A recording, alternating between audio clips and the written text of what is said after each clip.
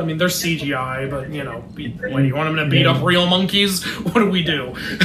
They reenact a naval fight in the Colosseum. I don't 100% remember if that was a thing, but I do remember hearing that somewhere, so it might have been a thing. Some people say this movie is historically inaccurate. Yeah, so was the first one.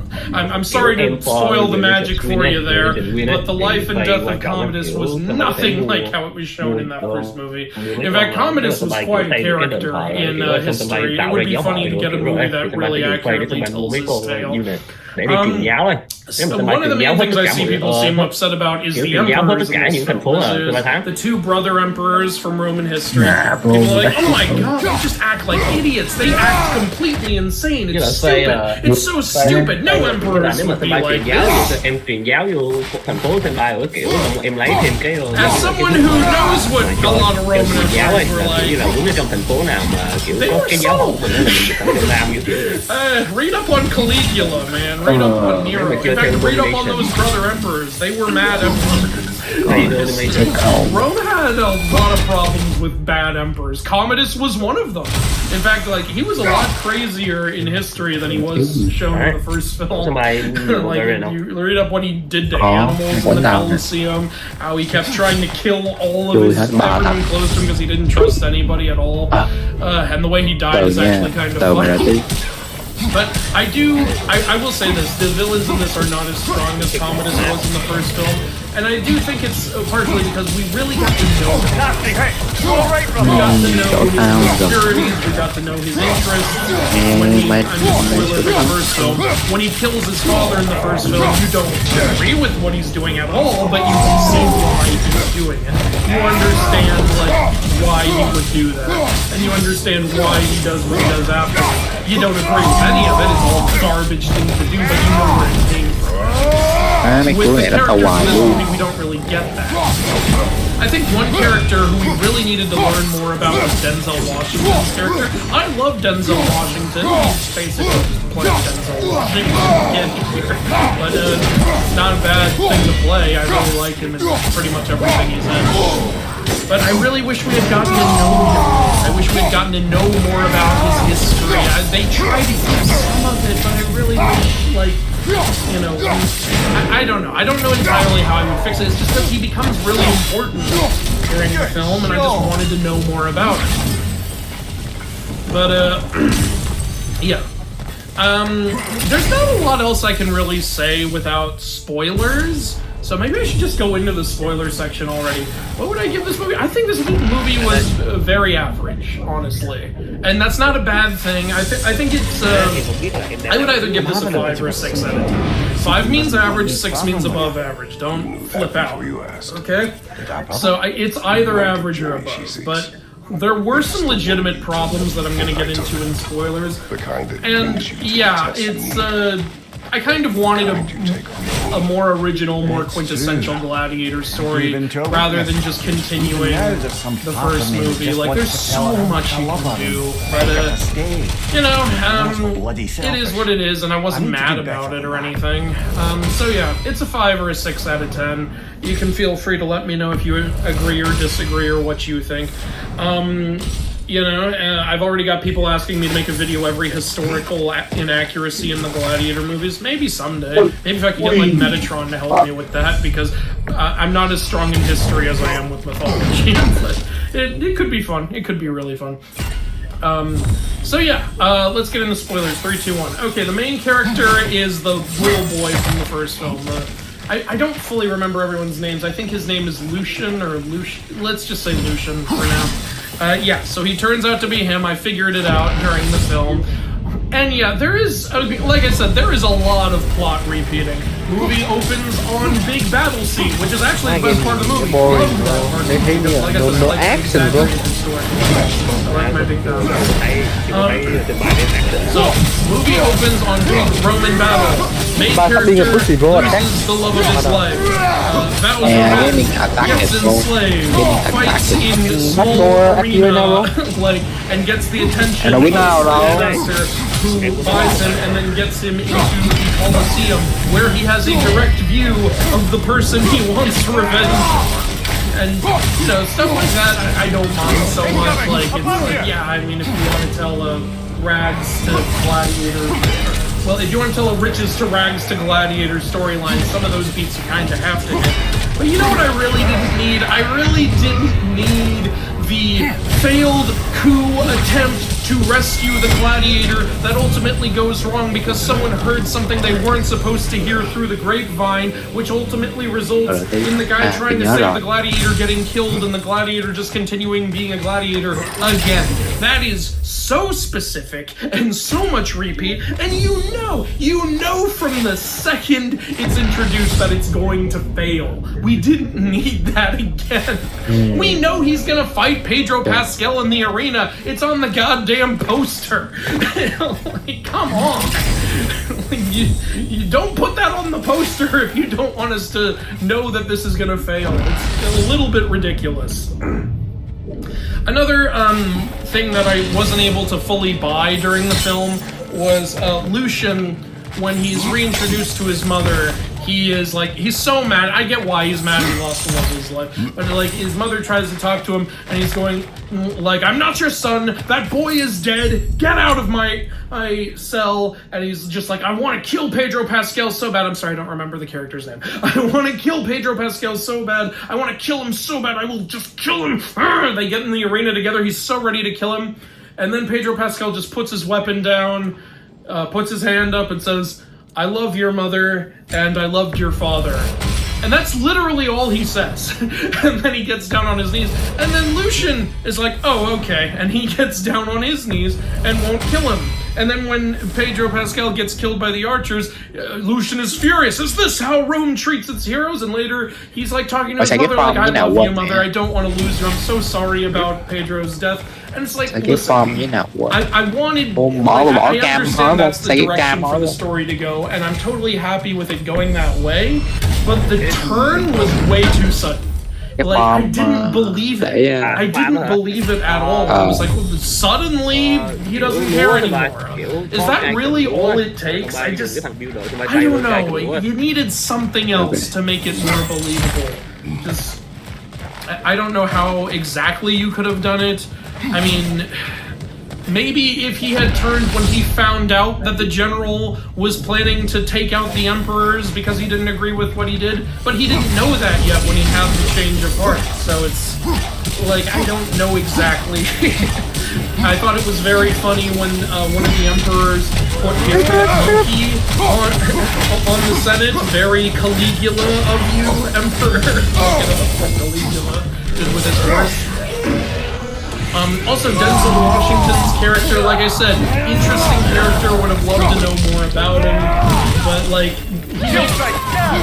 one, we don't know enough about him, and then he makes some decisions at the end that just feel like, I'm just gonna do this because I'm the bad guy, and this needs to happen in this film. Like, he's been, like, subtly, cleverly working his way up the ladder, and it's made clear right away that he's been trying, but he's been appointing for Senate and everything, and then I guess when, you know, Lucian comes into his possession and he learns about these plans, he sees it as an opportunity, and he grabs it. That's all we're doing. But when shit starts going wrong in the Colosseum, he suddenly just pulls out a nail and kills the Emperor. It's like, what do you have to gain from that? What's the point of that? I don't really get it. Then he pulls out a bow and just kills them all. I guess because he wants revenge on her, even though she never did anything to him. Like, why do you want her dead so bad? I don't get that either. And then he rides away, and then Lucian rides after him. And then when they catch up, like, Denzel's like, all right, you and I are gonna fight now. I'm like, what? You're not a gladiator. Why would you be the final boss? And he almost wins too. It's like, bro, where did all this come from? I feel like I need to know more about this character. Is he a former gladiator? If he is, I completely missed it. Like, what is going on? Why is he doing well against this guy who fucking, like, defeated so many guys before? I don't fully understand. So, yeah, I mean, there's stuff I like and stuff like that, which I think either didn't make sense or could have been done better. So that's why I gave the film like a 5 or a 6 out of 10. There's some very important story beats that I don't think quite work because they didn't quite have what they needed in order to work. Yeah. You know what I find hilarious about this movie is how many people thought Russell Crowe was going to come back. It's like, he's dead. What do you think is going to happen? Oh, something I liked was when Lucian almost dies and his wife dies, he, like, temporarily, it seems like he's on the shores of the Styx. I like that. In the previous film, it looked like whenever Russell Crowe was close to death, he was, like, walking through a field of reeds or something, and I was like, that's Egypt. That's not Greece or Rome. But the shores of the Styx is. And he literally sees it looks like Charon bringing his wife onto the ship. Though it doesn't make any sense. She didn't have any coins, you know, over her eyes or in her mouth when she died, so Charon should be saying, fuck you, I don't care. But, I mean, yeah, so that was a little detail I liked. Another thing this movie is unfortunately lacking, I think, is the camaraderie of the first film. Like, there's one character I believed, like the doctor in the Colosseum. I thought he had a good bond with Lucian. But I really would have liked to see Lucian bond more with the other gladiators, or at least learn something about the other gladiators, because at the end, all the gladiators join Lucian and they all fight together against the Praetorian Guard, and it's awesome. It's a really cool idea. But unfortunately, it's like, I know nothing about any of my you. journey. This would feel so amazing if I just knew something about, like, 3 of you, or just anything. I feel like I don't know anything about any of you guys. And yeah, God, I really would like a gladiator film where the fight choreography doesn't, you know, cut so much. Like, the last film cut a lot, so I'm not saying this is worse than the last film because of that. Like, I know a lot of fights have a lot of cuts, but man, how cool would a gladiator fight be if you could somehow have, like, a whole one-on-one fight in one shot? Just imagine how amazing that would be. Like a John Wick fight but with gladiators, or like an Extraction fight but with gladiators. I was just thinking that during the film as I was seeing the cuts, especially in the fight between him and Pedro Pascal. I was like, this would be so cool if you would just let me see the details of what's going on. I feel like you keep cutting around it a little too much. It's still fun to watch, but I've been kind of spoiled by those action films that really go the extra mile and hold on a shot, like Nobody. If you haven't seen Nobody, you should watch Nobody. And, yeah, I mean, it would be so cool. I really wish we would get more gladiator movies. I'm not saying in this particular franchise. I mean, I want more movies about gladiators. You know what, can you guys help me out? If you know a really awesome gladiator movie, can you recommend it? Because this movie just made me want to see a whole bunch more gladiator movies. I think that would be a ton of fun. I don't know how to end videos.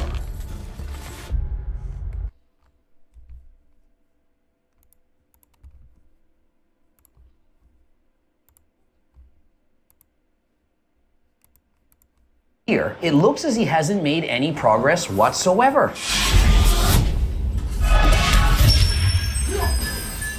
Coach Greg, in today's video, Sam Sulek's posted a before and after transformation of the entire year. He likes to bulk and cut. He's perhaps competing at the Arnold Classic this year. Oh, shit. Here we go again. What kind of gains has he experienced in an entire year? Remember, he's only 23 years of age, and so most certainly we're going to see a shocking before and after transformation, right? Wrong. It states difference between 1 year. And so we can clearly see the difference in the year photo because Sam Sulek in the last year has cut off all his hair. He's no longer Samson. I'm not talking about Samson Dota, Samson from the Bible. And perhaps he lost all his powers once he cut off his hair. And so if I didn't know any better and I said difference in 1 year, I would assume that on the top with the short hair was the before and the after with the long curly hair, that was the after. My personal opinion is he does in fact look bigger, fuller, more vascular in the photo on the bottom than he does on the top. The only thing, it's the exact opposite. In the last year, it looks as he hasn't made any progress whatsoever. And so many of you are thinking, Oh, it has to be the steroids, the performance-enhancing drugs. if you're on steroids, your gains are inevitable. And if you blast enough gear while drinking enough chocolate milk, you know, being in a calorie surplus, everything is going to turn to muscle. I mean, after all, Alex Eubank is only on 200 milligrams of testosterone. He's up over 20 pounds in 8 weeks. And so if you add a zero to that, let's call it 2,000 milligrams a week, you're going to be huge, and the gains will last forever. Well, I do believe that Sam Sulek began using performance-enhancing drugs when he was a teenager, and the first several years, absolutely, probably put on over 50 pounds. But sooner or later, that progress, it comes to a standstill.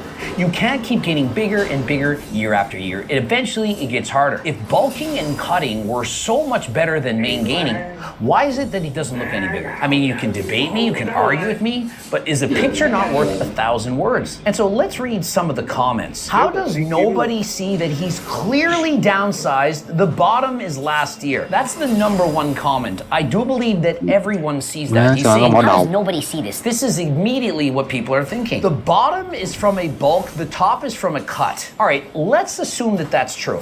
Well, on the bottom, he looks bigger because he's on a bulk. The top, he looks smaller because he's on a cut. When you bulk, do you not look fatter?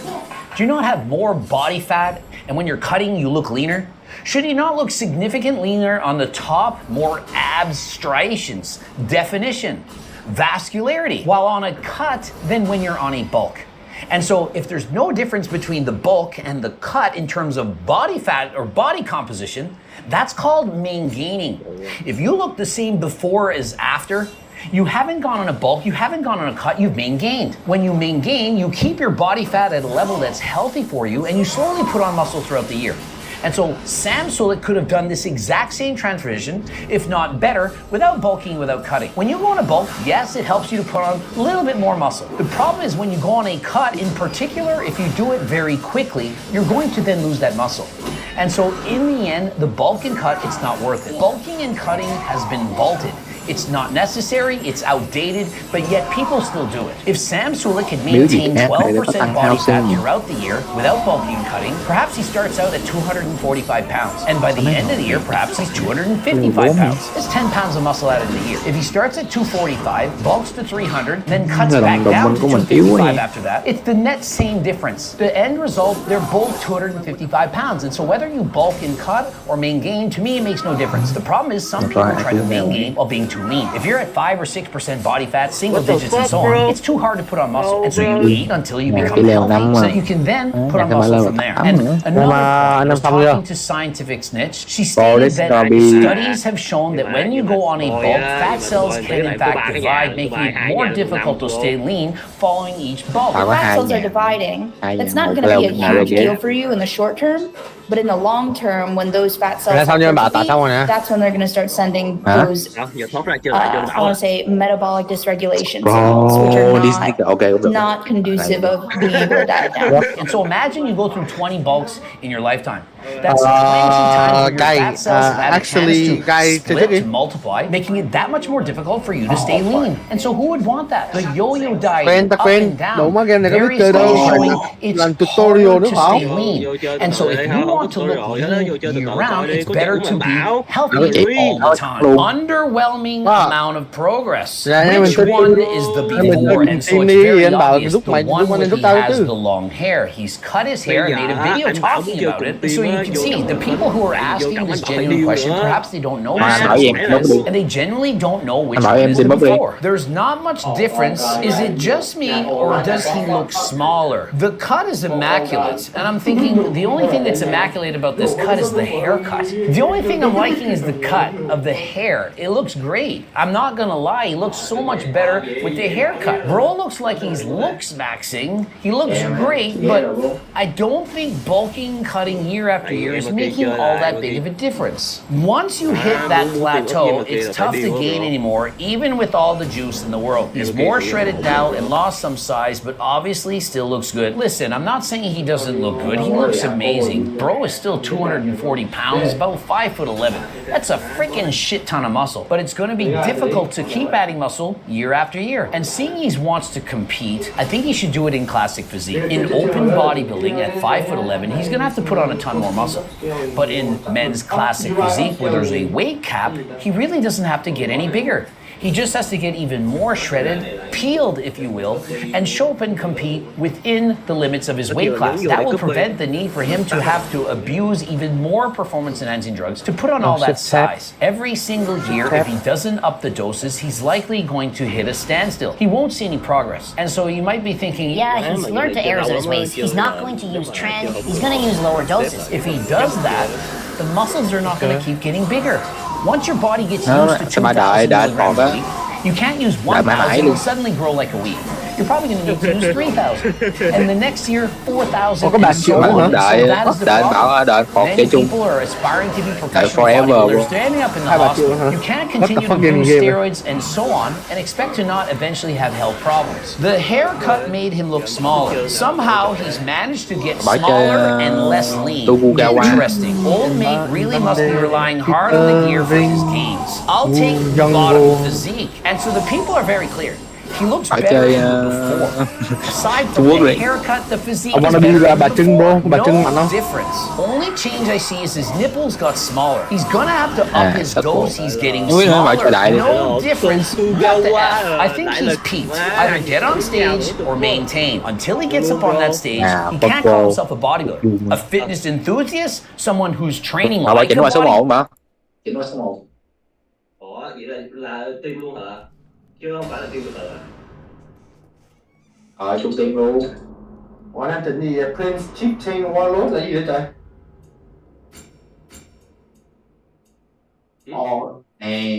Nguyên một cái bên đồ còn 9 đồng hả? Nguyên một cái bên đồ còn 9 đồng. No, somebody Indian, bro. A bodybuilder wannabe, absolutely.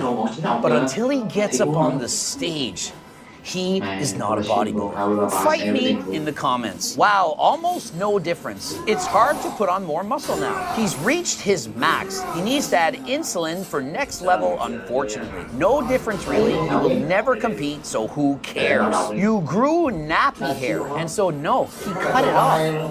He's actually the smaller guy, the one with the haircut in the after photo. He looks healthier now. He's doing things smarter. Now, that I'm not going to disagree with. Perhaps he's just simply lowered his doses. He had acne. Mở ready được không? Ready được. Is no longer I'm not ready. So how do I know which one I get? So perhaps that's the difference. Bảo từ kéo xuống đi, kéo xuống cái từ mà thằng which is to get huge. Perhaps he's happy with his size. His goal, I do believe, it's to compete in classic physique, and so maybe he's lowered his doses and is now using PEDs more responsibly. He is taking way less gear and eating better. Either way, he is still massive. Now, one thing Sam Sulek absolutely has to try, especially given his recent predicament where he's not putting on any size, is to add in testosterone. Remember, he's trying to be healthy. He doesn't want to up his doses. He wants to live longer than last time. Why not add something legal? It doesn't negatively affect your work, but that is going to improve your gains. Now, you might be thinking, how could it possibly help him improve his gains? I'm on HRT, cái này full defense luôn á. and I'm much bigger, significantly bigger, and I can train harder. And if you're thinking, yeah, but maybe it doesn't work. I don't know if it will affect me. There's a money-back guarantee, and on top of that, a $20 gift card. And so, what do you have to lose? I've been crossing borders. This is literally from Uzbekistan. It's Uzbek Turk. Now remember, it ain't laced with math, Fanta, Fenty, or other top-name luxury brand. It's fresh, pure from Uzbekistan. Now, I've been in hiding. It's been difficult, but I have not been spotted as of yet. They let me cross the border. They wouldn't let me into the United States, but other borders, they're open to Coach Greg. If you want to get the real Uzbek Turkestron, click the link in the description. Code Greg, 15% off. Get it before it's gone. Subscribe, click the bell button, comment to boost the algorithm, like the video if you liked it. Don't forget to watch One of those two bloops, and of course, cookbooks. Em còn phải đọc nữa mà. Plans by Cleopatra. last time clothing line. Also, if you have no money, get the free diet and training program. Over 100,000 have been given away, and join the 400,000 plus newsletter subscribers. And until next time, I am out. Con mẹ mà mày nghĩ tao biết chơi game không? Ok. Đầu tiên là anh bảo đọc cái passive ấy, đọc cái passive của nhân vật họ chọn ấy. Teacher ability hả? Itaru cộng 15% gì cái gì một pha hả? Pha vàng hay sao vậy? Hả? Cái gì em bảo tuốt dưới vậy? There's tutelage with some ankle weights and calisthenics. Like he felt that was like the way to do things, and we did some bench pressing and curls when I was like 10. Wow. Yeah, but like really getting into it, like when I took my first scoop of creatine monohydrate. Bye natty status. Yep. That was at 14. So freshman in high school, that's when I really started getting into That's it. when a lot of people start lifting. Yeah. Because you're like a kid before then. And insecure. Yeah. That part never left me. Yeah. Same. Is there? Okay, excellent. We're on the same page. All right. Science time? Sure, man. Science time. I have questions. Hey, I'm excited. Excellent. All right. So, first question for you is 15% production towards sarcoplasmic Cái màu vàng hả? Cái màu vàng là cái gì? Hoa hả? Sao vậy? production, bro. sarcoplasmic hypertrophy sounds fancy and like a really cool science word. And if you're on a first date with some girl that went to NYU or something and she seems kind of like she thinks you're stupid, you could just say that and she's like, oh my god, really? Like, tell me more. So smart. So there are, I think, two types of hypertrophy maybe, and one of them is sarcoplasmic. What is the sarcoplasm? What is sarcoplasmic hypertrophy, and what's the other kind, and why do we care? Yeah, I've kind of been taking the title of the sarcoplasmic hypertrophy guy, which was not the intention of that research. You know, was to answer a specific question. Very long Instagram handle if you're gonna put your hat on that. Yeah, we can work on that. We can workshop it, sarcoplasm man or something to shorten it, sarco man. I don't know. But yeah, I think we should probably start with a lot of words that are poorly defined, right? And I think hypertrophy in and of itself, or hypertrophy as some people would say. The hypertrophy. Right. Something you win for big muscles. Right. I got really interested in that. Like, what is actually increasing in the muscle cell as it grows? Yes. And that was, so like the review article we published during my PhD at Auburn, it's in Frontiers in Physiology. It really meant to help answer that question. It sounds silly. It sounds like, should we know what that is? It's all just muscle, right? Right. But it turns out, you know, there wasn't a lot of good, I would say, intentional research on measuring more of the cellular morphology or the structures and proteins and organelles inside of the cell. There was a good amount of research, and we're talking about 5 years ago when we published that, and so I really wanted to survey the literature and see what do we know about what things change inside of the cells when they grow in response to resistance exercise. And the deeper that I got into the literature, there wasn't a lot of research on it. A lot of speculation. Yeah, a lot of speculation, and you would see increases in fiber cross-sectional area, right, or increases in lean body mass from a DEXA scan. Yeah, very big picture. Yeah. Or do an ultrasound image, and if the thickness of the muscle increases, that's hypertrophy. And so what struck me from some of the training studies that we were doing at Auburn in the muscle, Brooks Mobley, he did a training study, and I was kind of like his right-hand man there. For that study, it was 2 semesters long, and we took muscle biopsies. There were almost 100 subjects. Holy crap. Yeah. For folks tuning in, that's an unusual number of subjects for an exercise science study. Very high. You'd be lucky if you get 20. Yeah, right. And analyzing that data, I did a lot of the image analysis and the agreement between methods. So like if you have a DEXA scan, lean body mass, or just like appendicular lean mass, so like just looking at the mass of the legs or the arms, and you see that increase, well, we would think that if you look at like an ultrasound, that should increase alongside it, right? The thickness measurement. Or if we look at fiber cross-sectional area in the same muscle, well, that should increase alongside. They should all agree, and they didn't very well. And so that kind of sent me down this analysis of like, okay, well, why? But then moreover, like, what if we see a fiber? And when I say cross-sectional area, so let me back up a little bit. If we take a muscle biopsy, which is ripping out a part of I brought a biopsy needle with me to do this on camera. Scott, the video guy's ready. Okay. All right, Scott. Come on out, man. No lidocaine. And so, we actually take muscle tissue out of the quadricep. And then for cross-sectional area, through a series of steps, we ultimately mount a slice, a very thin slice of muscle fibers onto a microscope slide, and we stain it, and we're able to visualize it using immunofluorescence microscopy. So you can see the membranes, you can see the myonuclei, you can see the muscle fibers in cross-section. Right. So it's muscle cells, this long thing, also called a muscle fiber. You cut it and you look at it like from the long way down, and then how big it is how much hypertrophy has maybe occurred. If it was smaller, then it was bigger.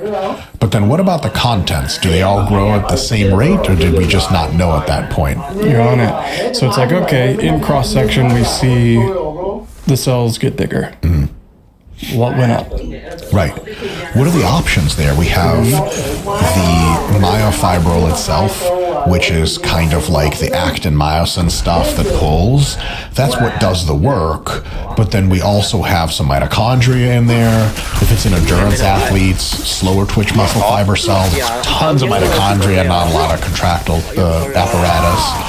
And then there's also the whole thing that all that sits in is called the sarcoplasm, like the soup of the cell. If anyone's ever seen like, an animal cell in cross-section, you got like ribosomes in there, you got mitochondria in there, you got a nucleus somewhere. If it's a muscle cell, you have contractile material, but all that soup, that fluid, everything that's inside the cell, that's the sarcoplasm, correct? And so like, if you grow a muscle cell, but the sarcoplasm increases, but you don't increase any of the contractile material, the actin myosin stuff, you're not going to get any stronger, probably, because there's no more ability to contract. But if you increase, maybe there's a way of training where if you increase the size of a cell a little bit, but way more contractile material and not a lot of the soupy stuff goes up, it'll look the same to someone else who's like, those two guys are equally as jacked. But if one guy has more myofibrillar hypertrophy versus sarcoplasmic hypertrophy, the sarcoplasmic hypertrophy is like what people used to say, and I am asking this question immediately after, is in the 80s, they surmised that bodybuilders who had big muscles but weren't as strong as powerlifters for the muscle size they had, people would say, okay, the powerlifters have more myofibrils in the same size cell, or even smaller, but the bodybuilders have maybe the same size myofibrils, or a few less. They have tons of sarcoplasm. That soupy part is just pushing the cell out so big that they have these big, more or less useless muscles. Is that all bullshit, or is there some truth to that, or what the hell is really going on? Right. Well, I'm still trying to figure that out. Okay. What do we know more? Yeah, I think, and there's what we saw in our lab, and there's other researchers that are like interrogating these questions. So sarcoplasmic hypertrophy, just to like clearly define it, and you were, I think, largely accurate fifth grade there. Version. If we take that cross section, right, we have this fiber, which you said it was kind of like a cylindrical structure, which is what we used to think. And this is only in the last like 3 years that we've learned this. And Brian Glancy did some of this research using much more sophisticated microscopy work, showing it's more like a mesh.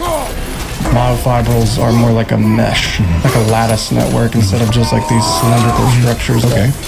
That said, the myofibrillar sort of network or cylinders, if you will, that run along the length of the fiber, there are the sarcomeres in there, the contractile proteins, that's where we're generating force.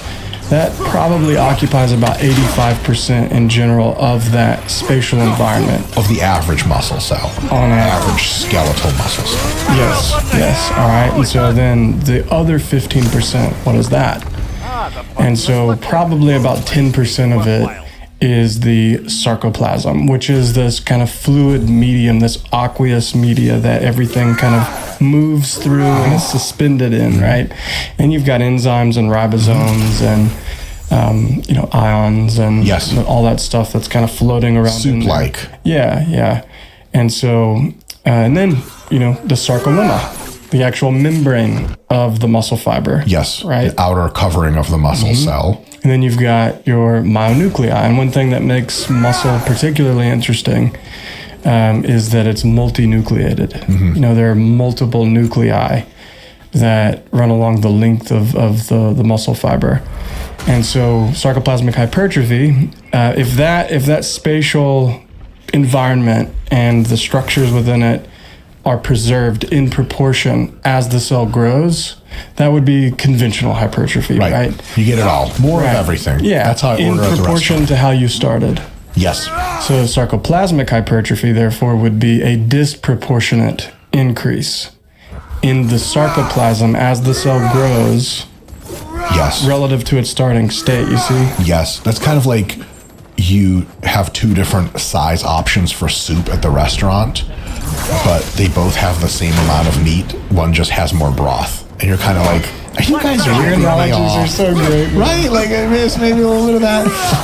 But if by great you mean stupid and childish, I agree wholeheartedly. Oh, that's a good analogy. Right, but so you don't get any more of that meat. And I think that for bodybuilders, they don't really give a shit. Someone's like, it's all sarcoplasm. I'm like, oh yeah, watch this. Hey, whoa. Right.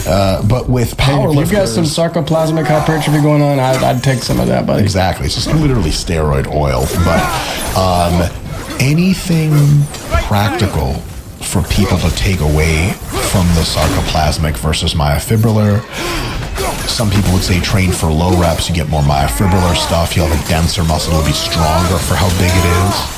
Other people would say, look, all of these are probably transient changes, and that over the long term, whether you train for low reps or high reps, you're going to get the same degree of jackness and roughly the same degree of cellular contents anyway. What's your take on that?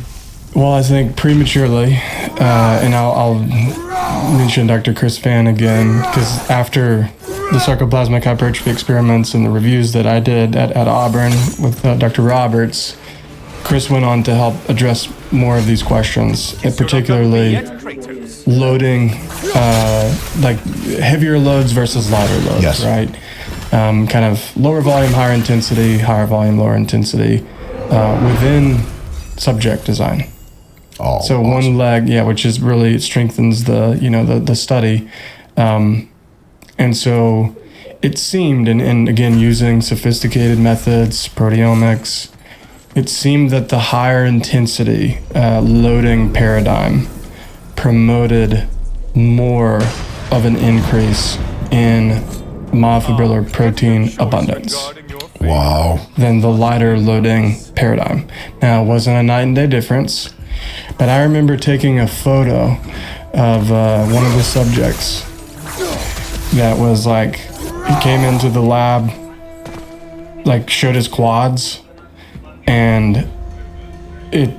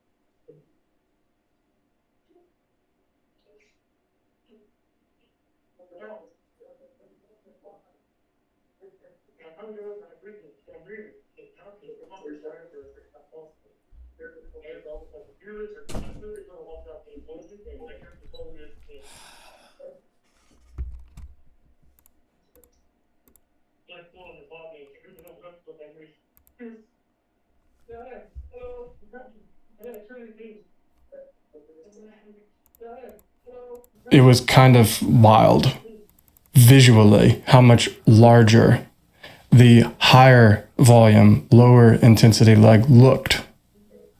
What a trip. Yeah. And so, you know, Dr. Roberts would call that like the eye test, you know, and it's like, what was that, you know? And so there's inter-individual differences, I think, that exist in how people will respond.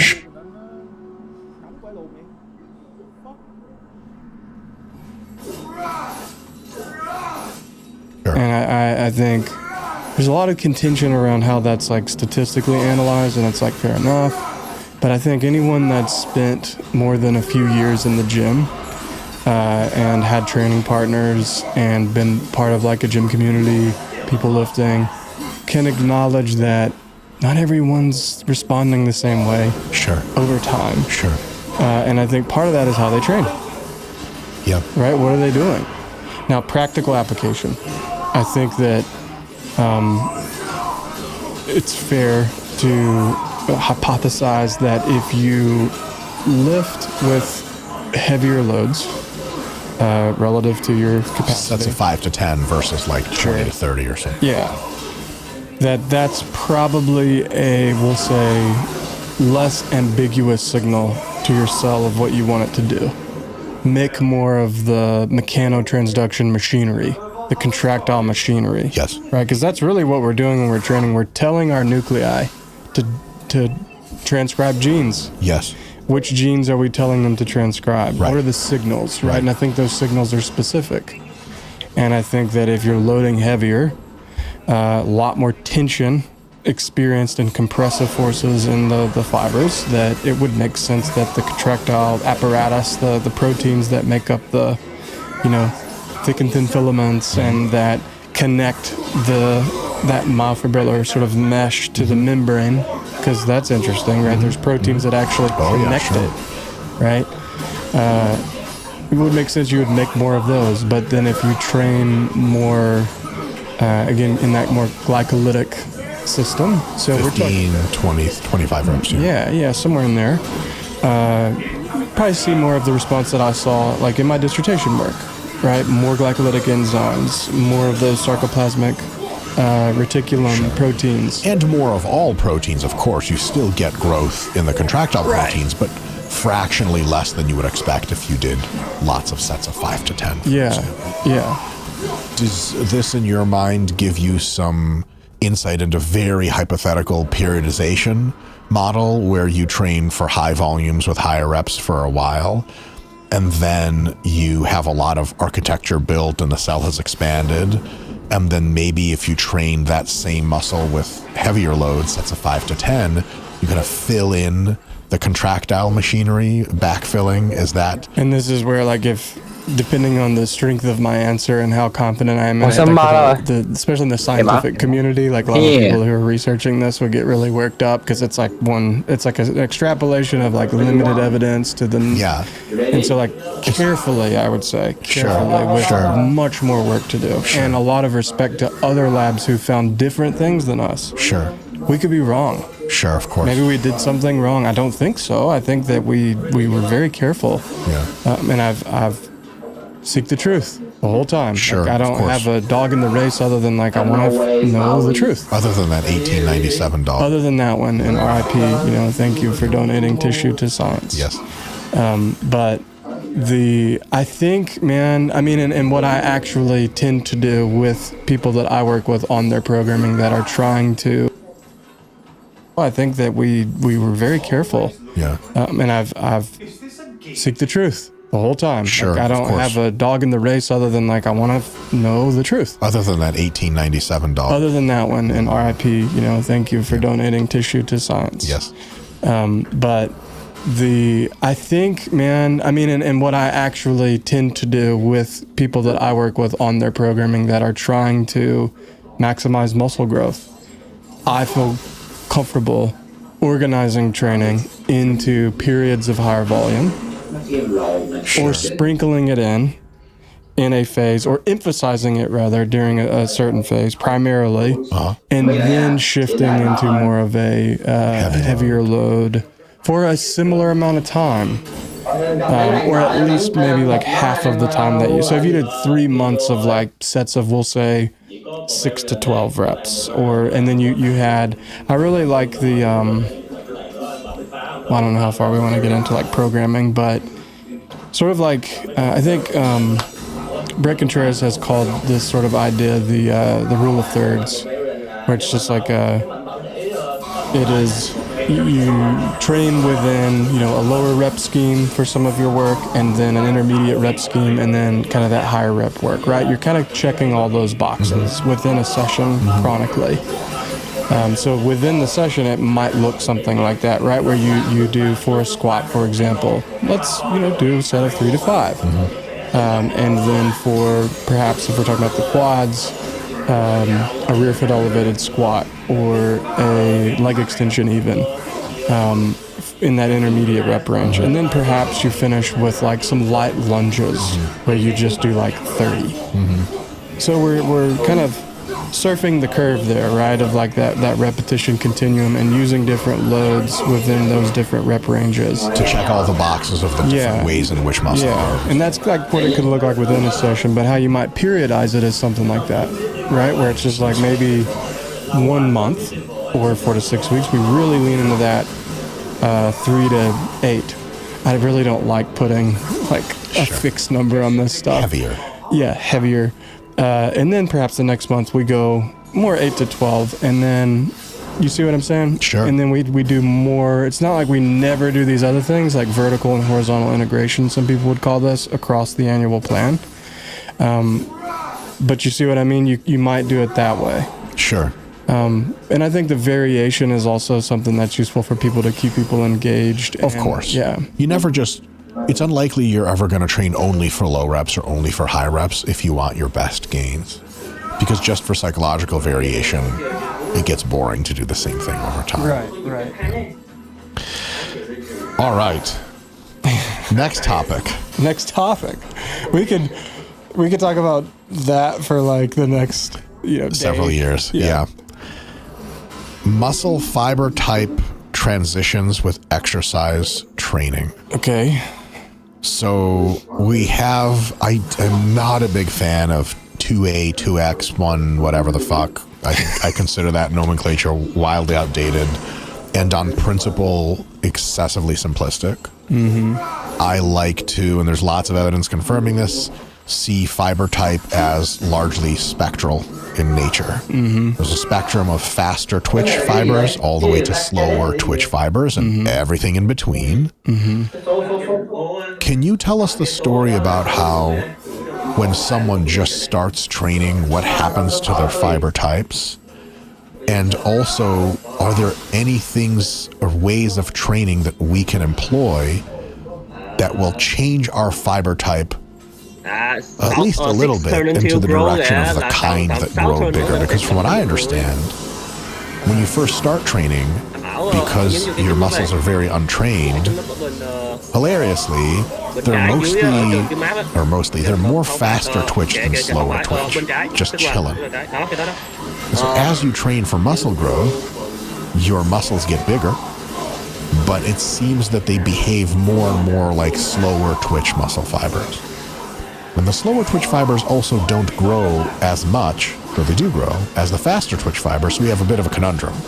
Where as we train for weeks and weeks and months, we're getting bigger, but our proneness to getting even bigger starts to decline a little bit because our fiber types are shifting over to be slower twitch, and those aren't the kind that grow the most. The faster twitch ones do.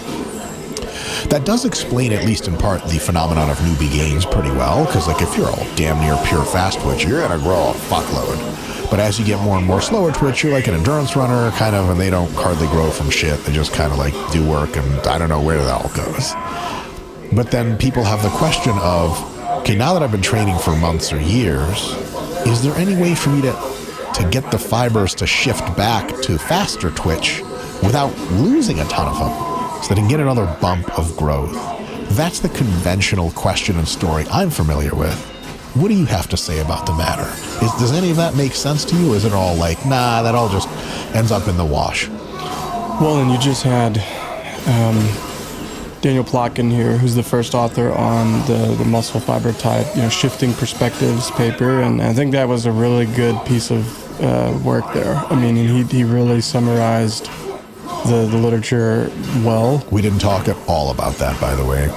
Okay. Yep, so you're going to have to talk Well, instead. I want to definitely give credit where it's due. Sure, right? sure. Like, he could probably explain this much better. But, I mean, what you said, man, is, some themes, right? It's like, okay, someone's untrained, and they have relatively small muscle fibers. Those muscle fibers, let's start with this, right? So for a number of years, I mean, really, Dr. Andy Galpin, I think, helped to really clarify some of this using single fiber isolation techniques and looking within individual muscle fibers. Which is important to get really deeply at the heart of the matter. Yeah. And so there's just been different methods used to classify. We like to dichotomize things, right? We like to make things like it's black or it's white, or it's right or it's wrong, or it's yes or it's no. And a lot, like, most things are kind of on a continuum, right? Like a grayscale. And so, like, fiber types for a long time where it was like type 2, type 1, maybe there's subtypes like type 2A, type 2X. But the methods used, I think, had some serious limitations. Yeah. Right? And it's just like, okay, we're taking a tiny chunk of muscle out of this. By the way, that is a notable limitation in the exercise science literature. Like, I did a lot of biopsies, really cool technique. We can learn a lot. It's been solid in a lot of ways. However, dude, most of that literature is from this muscle right here. Like 150 milligrams of sample. That's a small part of that muscle right there. It's just like, and we have some other biopsy data, but like most of it's right here. It's just like, well, is this representative of the whole human body? Right. Maybe not. Right. And so, okay. But if we just look at a lot of the research on that guy, we used to use that sort of classification system, and I think just to kind of boil this down to sort of maybe practical applications, the best way to fiber type, I think, is based upon the actual myosin heavy chain isoform. Yeah, the molecular, right? What the hell is going on? Yeah, that's the how fast does the contraction occur? Yeah. That's why they're called fast and slow. Right, and specifically, it's an ATPase. Like, it hydrolyzes ATP. And we get energy from that, and then it grabs onto the thin filament and pulls the structure of the sarcomere together. That's contraction, right? But the rate of that ATP hydrolysis differs based upon the specific protein isoform. So you've got myosin heavy chain 2A, myosin heavy chain 2X, and then myosin heavy chain 1. And there's some other kinds that you'll find. Bro, you said he trashed because he played this game, bro. Why you in here, bro? The primary myosin heavy chain isoform within that fiber is probably the most appropriate way to classify it as more fast twitch or slow twitch. Sure. Faster, primary, slower. But not the only one. Right. Okay. Right. Exactly. And that's been one of the findings, right? Is like, well, along the length or perhaps this mesh network, right? Mm-hmm. You can have different myosin heavy chain proteins within the same muscle fiber. Sure. And so the pure distinctions are gone because of that. Yeah. Right? Right. It's like this is a fucking terrible analogy. I'm sure shit can get canceled for. But it's like in the modern United States, like NFL, you talk to someone and be like, all right, so do you like black athletes or Samoans, or do you have white guys on your team? You're like, it's all of them. Like, so to call a team a black team or a white team or a Samoan team in the pro league, it doesn't make any sense. Right. You could talk about fractions, not that tells you much, but you know what I mean? It's just a totally, there may be 3 races of dominant football player, but on any given team, there's a bunch of different ones. So if you wanted to see, well, are Samoans really the best at football? You could see, like, when you have more Samoans on your team, do you do better statistically? But then you have to start collecting data from all the teams. You can't fucking collect data from all the muscle fibers in a human, can you? Stupid IRB committees won't just let us invite people in and just completely digest all the muscles off of their body. It's like harvest all of the muscle. On, we got priorities. We got, tell you what, man, we've got China beating us at the Olympics, and we're not even ready to start camps where people go to where their bodies are digested for Scott, you with me? Yeah, we need Scott to lure them in like he's luring me in and like to the vampire cave thing. We're on it, man. We're one step ahead. Yeah. All right, so different isoforms in the same muscle, in the same cell, which means all cells are relatively on a spectrum of having more of some of those and fewer than others. Yeah, and that's, go ahead, sorry. What is that? What about change over time? So that's how you start. Yeah.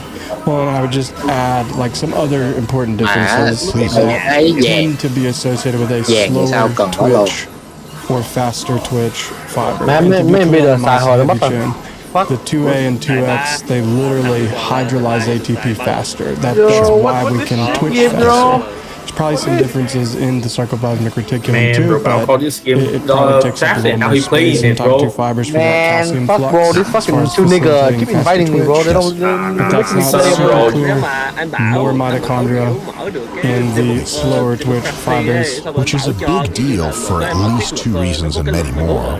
One is if you have more mitochondria in your muscle fiber, your ability to have more endurance to supply those contractile structures with continued energy, continued ATP, is just way higher. But on the other hand, it's a trade-off because there's now more mitochondria taking up space and you can't stuff as much contractile material in there. So it's a trade-off of, do you want better endurance or do you want more ability to produce force rapidly? Which is why you do not see humans who sprint the marathon. Sprinters are faster, marathoners are slower but have more endurance. It literally boils down, at least in part, to like, there's only so much space in a cell of a given size. Do you want more mitochondria or do you want more contractile material? Are you guys working on getting like some pocket dimensions and muscle cells or some shit so we can have it all? Explain Forrest Gump. How does that work? I don't know. Fuck this game, bro. I aspire to be like him. Fucking wing it. In what way? I would like to run like that and the beard and like the kind of mullet situation that Tom Hanks had going on. Yeah. Chocolate's tasty as well. Chocolate's nice. Scott, do you think Tom Hanks grew out his hair for that, or was that a prosthetic beard? Scott, I don't like it when you pop my fantasy of Hollywood being genuine. Another question really quick, timely as of this recording. Scott, everyone's having fun voluntarily in P. Diddy's mansion, right? Oh, jeez.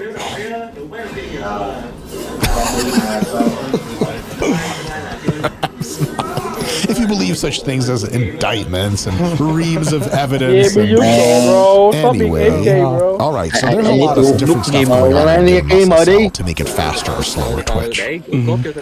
Everyone genetically starts off with certain proportions of faster and slower twitch muscles in any given muscle. What about changes over time with training and detraining? Tell us what that's all about. Yeah, and I think we go back to that principle of specificity, right? Where it's just like, from a real high level, man, if you train more like an endurance athlete, so we're doing more lower force repetitive contractions for extended periods of time, well then the muscle cell is generally going to move in that direction, right? More mitochondria, more capillaries that supply blood, better perfusion, better oxygen delivery, more myoglobin perhaps to transport that oxygen to the mitochondria. And that's kind of, and more myosin heavy chain isoform 1s. Yes. Like that's kind of what we see in a limited number of studies. Sure. And I think Daniel did a nice job of like really pointing out that, hey, there's some themes here, but like we still have more research to do. Sure. But kind of move in that direction. If you train in a more explosive way, high force, high power output, you seem to see in some of that research that we see more of the properties that we described before. More of the faster myosin heavy chain isoforms. So I think it's probably not very useful to like try to optimize your training program to have more myosin heavy chain 2As. If you have a performance outcome, yeah, right. Performance athletes, look, you got to be a sprinter. You're going to do low reps. You're going to be a 400-meter runner. Maybe you can do some higher reps. You're going to be an endurance athlete. Your reps are on the track and no longer in the weight room because no one does 1,000 squats in a row. However, for muscle size, for getting jacked, is training to try to get the fibers to not transition too much to the slower twitch better? Is there any way that higher reps versus lower reps give you more long-term growth? Because here's a story I've heard. I have no fucking idea if it's true. Okay. If you train for sets of 25 to 30 reps, it's kind of the upper end of the hypertrophy rep range. We already know that compared to training for sets of 5 to 10, within several weeks or months of time, the macro structure of hypertrophy is the same. Like you get just as jacked training 5 to 10 as 25 to 30. We know that. Schoenfeld and colleagues showed that a long time ago. It's been replicated a crap ton since. The idea that like sets of 5 to 10 are just categorically better for muscle size within the span of several months has been just discarded as tentatively highly unlikely to be true. However, what I've heard some people say is, look, if you train with sets of 5 to 10, your fibers don't transition as much to slower twitch variants. The ones we know don't grow as well. If you train with sets of 25 to 30, they transition more. I don't know how much more, but more. We could surmise it's more. So then does that mean that after months of equal jackedness from sets of 5 to 10 versus sets of 25 to 30, that the 5 to 10 people would actually start to outgrow the people that insisted on training in 25 to 30 rep range, because those guys basically made themselves into slower twitch functioning muscles, whereas the faster twitch functioning muscle sets of 5 to 10, there's still more fast twitch, and now significantly more faster twitch than the 25 to 30 group, let's say after 8 months of training or 2 years of training. And now maybe they gain muscle at a higher rate because they didn't screw up their fiber type, so to speak. All temporary transitions, of course. Is there anything to that at all? Or is that like way too premature? Or that's just not how it works at all? Or just the ultimate, just giant question mark? Well, you mentioned, and what a researcher, right? Dr. Brad Schoenfeld con tướng mình ở đâu nhỉ? Con tướng Unix kiếm đâu nhỉ? Research. Oh yeah, sure. And yeah, I mean, it seems like a theme, right, at this point, where if we're training 2 groups, 20 to 30 reps per set, 5 to 10, and usually that's something like 80%, 30%, 1 rep max.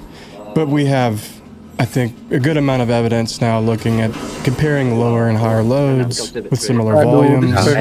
If the volumes are similar, you see similar growth as it's commonly measured. Right, and in the time courses as it's common. That's right, and I mean, there's not a lot. We don't have, again, that's cellular morphology. I'm curious about that, right? Like if you took that out 2 years, maybe the whole muscle volume would be similar. I just don't think that the intracellular milieu, we'll say, would be the same. Right. That's an interesting claim. Yeah, and I think it's beyond the myosin heavy chains. Right? It's all other kind of enzymes and everything.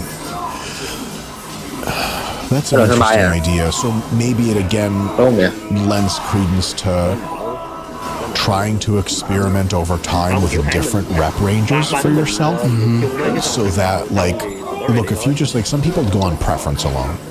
Like, dude, I like sets of 5 to 10, fuck 25 to 30 right in its disgusting butthole. Scott, isn't that funny that I tried to censor that part?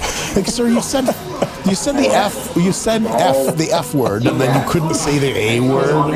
YouTube will come out. There's like a certain number of swear words you're allowed to have per unit time, and I wouldn't know. Yeah, I would, unfortunately. Chronically exceed. So, and if you tell those people, look, like, you ought to try some sets of 25 to 30, they'll throw the Schoenfeld research in your face, and rightly so. This, it doesn't matter. It doesn't matter in the short, medium term, weeks and months, but maybe it matters in the long term. And, well, how could you tell? Well, if you've been doing sets of 25 to 30 for months and months and months, or sets of 5 to 10, let's say for a given muscle group, months and months and months, see if you can flip the script and go to a totally different rep range as the predominant rep range, and maybe you'll have some new growth.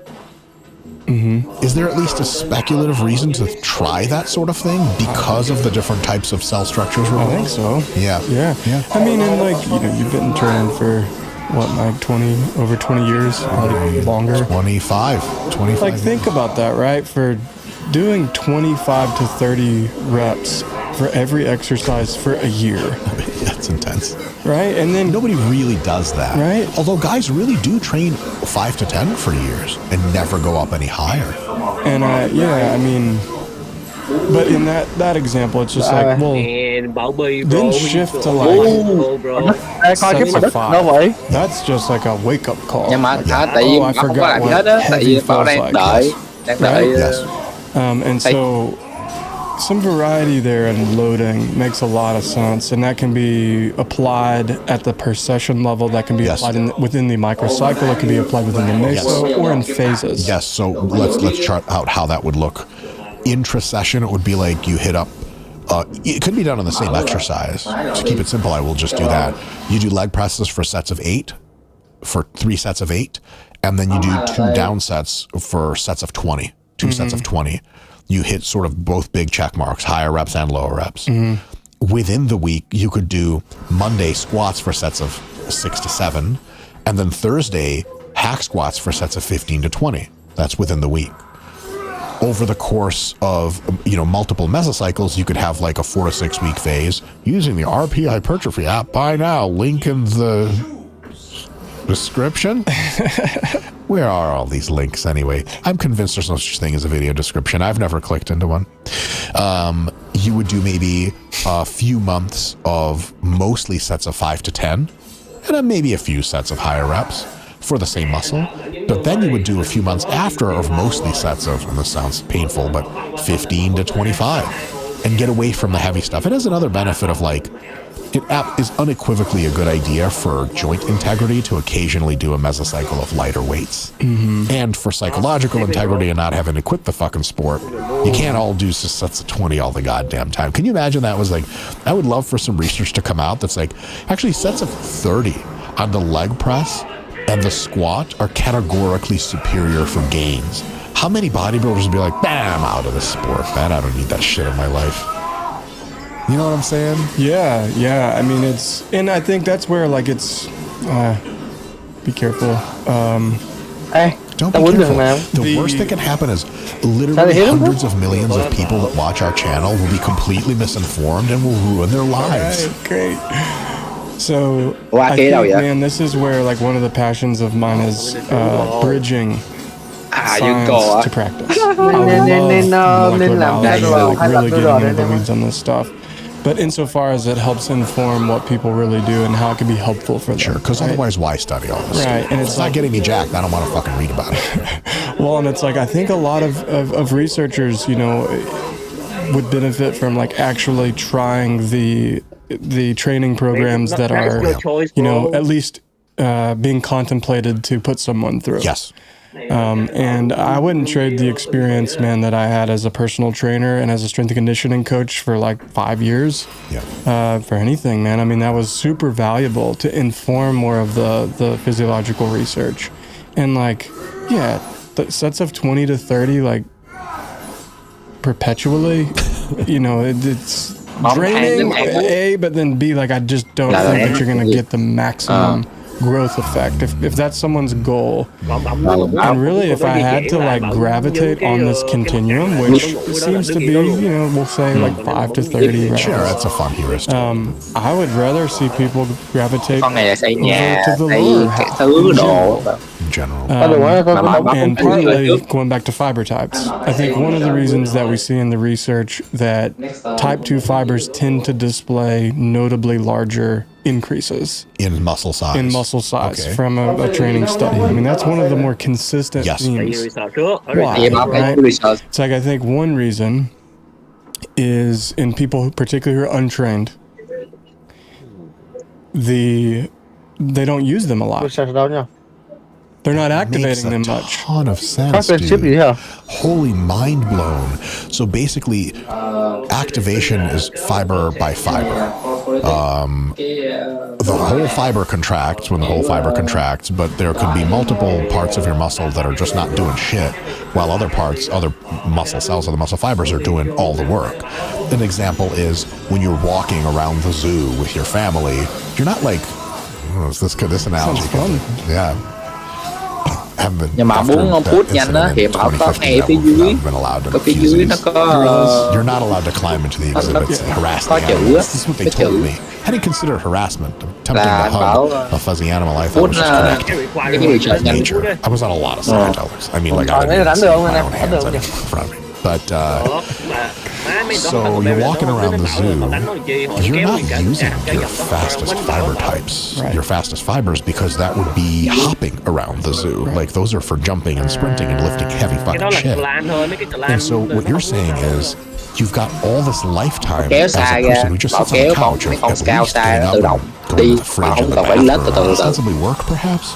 And your slower fibers, which are the only ones activated when you get up off the couch and go get some from the fridge, it's kind of training.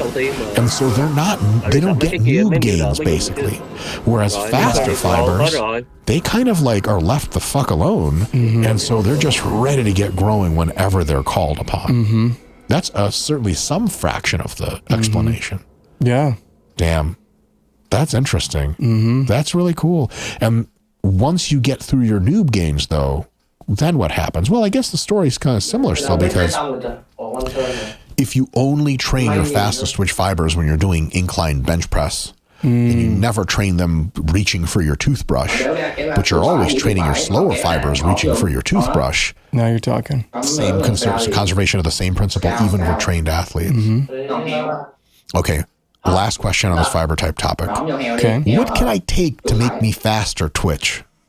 Is there a drug or a supplement or a diet or a sleep protocol? Is there some kind of red light therapy I can zap my testicles with that'll make me more fast twitch? I'm not aware, man. I'm not aware of any. I mean, I think, perhaps some of the anabolic androgenic steroids may promote we'll say an expression of genes, more of the type 2 variety. Interesting. Maybe, but I've seen some research that speculates they actually promote the type 1 more. So very disappointed when I read that. Well, and it's like, what a limited body of research. What a very, and it's unfortunate, right? Because hey, those compounds are scheduled, okay, but it's like, there's a lot of really interesting health and performance implications of these compounds that are all just kind of lumped together in one category. Yes. Without getting too far into that. That might be something, but I think training specifically for the desired outcome, right, is probably the best thing that you could do to move the fibers and their orientation in the direction that you want, faster or slower. Does deloading or taking an active rest boost the fiber type into this faster twitch variety? And does that make it such that you get more growth than you would otherwise? I think so, for two reasons. In study after study after study, how often you deload, even if you deload a lot, as long as you get back to hard training, you get all of your gains back and then some. And so to me, what I find compelling about that is, if you have a situation where you train hard for 3 weeks and then take an easy week, 3 weeks, easy week, and there have been a few studies that did similar comparisons, versus one in which you train 7 weeks and take the 8th as an easy week, you're training more total hard sessions over the course of months in that second example, waiting for a long time until you deload. If you deload relatively often, you spend less total time over, let's say, 6 months training. But in study after study after study, it's the same fucking growth. And so it's like, if you can get free growth by training less?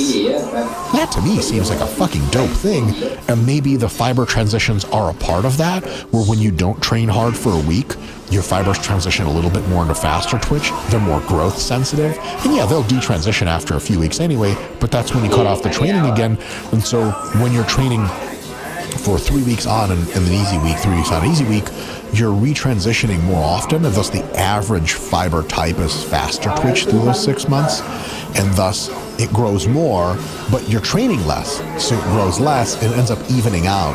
So if you want to just get the same growth but train a lot more, not exactly sure why you want to do that, then you just don't deload super often, and you are cooking the muscles all the time, but there's so goddamn not growth. Mọi người ơi, em vừa đánh xong con boss khó nhất trong cái game này mọi người ơi. Mọi người ơi, xem clip của em không? Em mới đánh con boss khó nhất game rồi nè. Gái, gái chúc mừng em đi. Em đánh thắng con boss khó nhất game này rồi. Mọi người. Đâu Em mừng quá. Nigga. Lần đầu tiên em đánh thắng con boss này luôn á. Oh my god. Em lao được. Thấy em cho đọc nhưng mà sao ba? Reading bro. Why you make me read nigga? Read vào. Đây. Tao phải biết. Tao phải điều hành. Nhưng mà hay tao phải lựa chọn. Đúng. 112. Let's go. I did it. Stop, Kratos. On camera. I yield. Oh my god. Oh my god. Boss khó vậy. I bow to your strength and skill.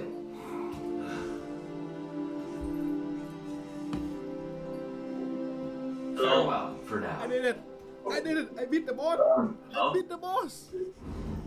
Oh my god. Hello, má của em bị gì vậy nè? What the fuck? Right. Man, this is the sad bro. Sorry bro. Má em bị gì vậy nè? Thì set đi, bấm đè bên phải, rồi set tắt quay bật lại thôi.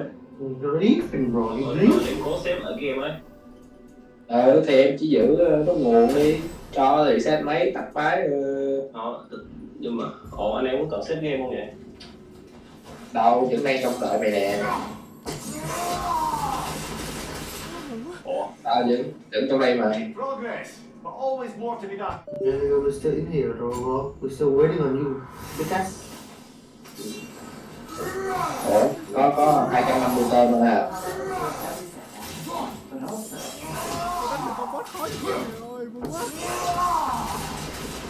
Để biết chỉnh tường sao ấy. I know it's above board, but I like to think of this part as bribing the local authorities.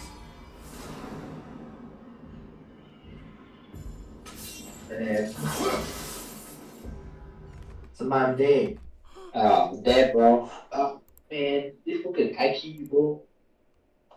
Man, fuck man, bấm nhanh quá máy bị mẹ luôn rồi. Bị đứng đúng không? Thì cứ reset máy, cứ bấm đút nguồn laptop, cứ đút nguồn, giữ đút nguồn, tại máy nóng quá. Đút nguồn không rồi cho bật máy lại, xong chạy lại không được, tao bị hoài rồi. Cái con này nó hơi vô duyên xíu mà đi làm sao mà không đưa lại một cái PC cho bọn em? Tại em không thích PC á bro. Then build, bro. You don't like PC? This is what you get, bro? Yeah bro. Nếu không PC thì tại sao không mua cái laptop cũng mạnh đi? Laptop này mạnh á. Hả? Laptop này mạnh mà. Chắc là nãy em mở nhiều áo chạy làm nhiều đâu. Mày đưa cái spec của mình đấy. Mày đưa cái spec của laptop này ngay. What? Give me your spec. Cái kia rock string đúng không? Cái kia rock string. Ta cần spec thì ta cần. Họ lên trên chứ, lên trên mà đúng không? Ellen Ware. Bro, why you buy Ellen Ware, bro? Further. Nghe Ellen Ware ta thấy cái phù cái mẹ rồi, tao không biết cái là gì nữa. No, họ heo rồi. Nghe phát hiện Ellen Ware thấy đi nghe rồi. Lộn khéo chạy nhiều á. Rồi đồ mới nghe lời khen. Fucking cook bro. Cái đồ lên que là một trong những cái đồ mà em ngu nhất từng thấy luôn á kia. Cái đồ em xài em quen nè xem vai. Không, để rồi với em que bro, con mua rót đó. Fucking đắp đô mua rót hoặc là mua Legion nè. Em ăn cũng ok nhưng không đó. Nhưng mà đừng có quay ra. Rồi, mẹ hát tôi hỏi nhiều người lên. Em phải hỏi nhiều người lên chứ đừng có hỏi một người. Tại vì em nghe rồi em bị chê nhiều lắm. Nên là em mở xong cái em phải đuôi research coi tụi nó thời đã thấy ra luôn. Giống như anh bảo cái gì kêu mua Intel. Vậy lúc tôi xem bài đưa Intel vẫn mạnh em đi mà. Cái thời đó vẫn mạnh mà. Em biết hiện giờ hơn. Cái thời đó được thời sau này nó làm gì xem bài thì không biết. Thời đó lúc tôi đưa là vẫn Intel mà. Ủa anh kia khúc rồi giờ sao giờ? Sao vô lại? Join game hả? Từ từ use game code. Còn em phải dùng cái code này. Tyson had disconnect from the game rồi. Nào mình trở lại đầu ra. Rồi có cái là bây giờ tao ba kiếm lại đi cái năm mà tao ba BTC á, rồi có năm đó Intel hay nhưng mà hơn sao đâu biết gì nè. Ai không dở vậy. Rồi chút kịp game dở lại thằng An. Yeah bro fuck. Bây giờ nếu trên giấy tờ á, bây giờ chắc bây giờ khác rồi chứ hồi xưa tuy có một thời bạn nhớ là em đi bắt đầu mạnh lên rồi nhưng mà đúng mấy game kia nó không có optimize cho nó nó cũng phế à. Chứ lúc mà thời bảo kêu em mua là AMD nó chỉ hơn thằng Intel có 1 FPS rồi á. 1, 2, 3, 4 FPS rồi đâu có thì đó em nhau bởi ta chọn Intel tại nó vẫn được optimize nhiều hơn thằng AMD xem ba hiểu không? Dạ. Optimize nhiều hơn.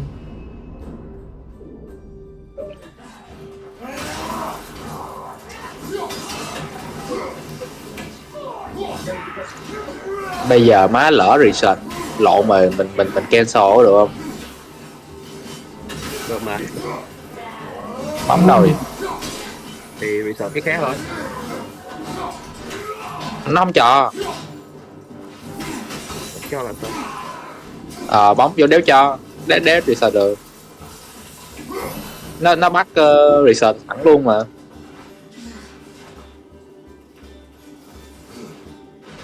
Em mở research không cho luôn, không đổi được luôn á, không đổi được luôn.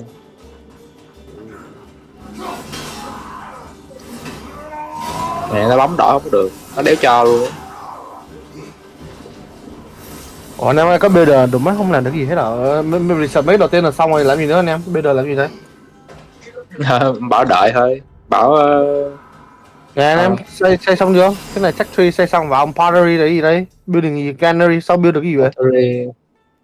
Mining mấy bảo là cho mấy cái mai á, cái mỏ của anh bảo đâu để trả cho anh rồi đó. Thì anh bảo bởi vậy em nói xui lắm, bảo spawn ngay đây, bảo xây cái nhà ở đây rồi xuống xui luôn, bảo không còn phải builder kéo xuống chứ em bảo vậy mà kéo lên chỗ mấy cái đia á, hay là xong bảo kéo đó cái bên Fox này nọ, bảo xong bảo xây từ từ đi, chỉ chừng nào tới đó rồi em chỉ cho. Còn cái builder kìa, còn cái builder mua luôn một đi xuống đi rồi chạy xuống. Rồi mấy con kia sao? Mấy con kia ok hết đúng không?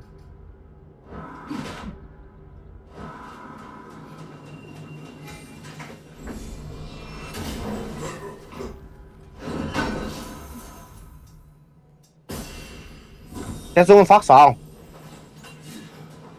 Hả? Rồi có ấy gì màu đỏ ta? Sao tao cái map tao đỏ hết rồi? Oh what the fuck is this? Bảo bấm mua mình đi, bảo xây mua mình Granny đi, đừng có xây mấy kia nữa. Bảo bị cắt gì á, bảo bị thiếu gì, để từ từ đi. Bấm builder. Bảo mua builder đi. Builder đây nè. Làm gì nữa? Mua chưa? Đó nó hả? Cái builder ở trên bảo rơi chuột bên phải á. Di chuyển bằng đi đâu mà giờ đi đâu á? Đó đúng rồi, ngay cái hình cam á, đúng rồi ngay cam á. Bảo kéo đó. Rồi bấm mấy con lại. Bảo cho con này chạy đâu đi, chạy xa ra, chạy tùm lum. Mấy con khác đó, bảo cứ chạy đi.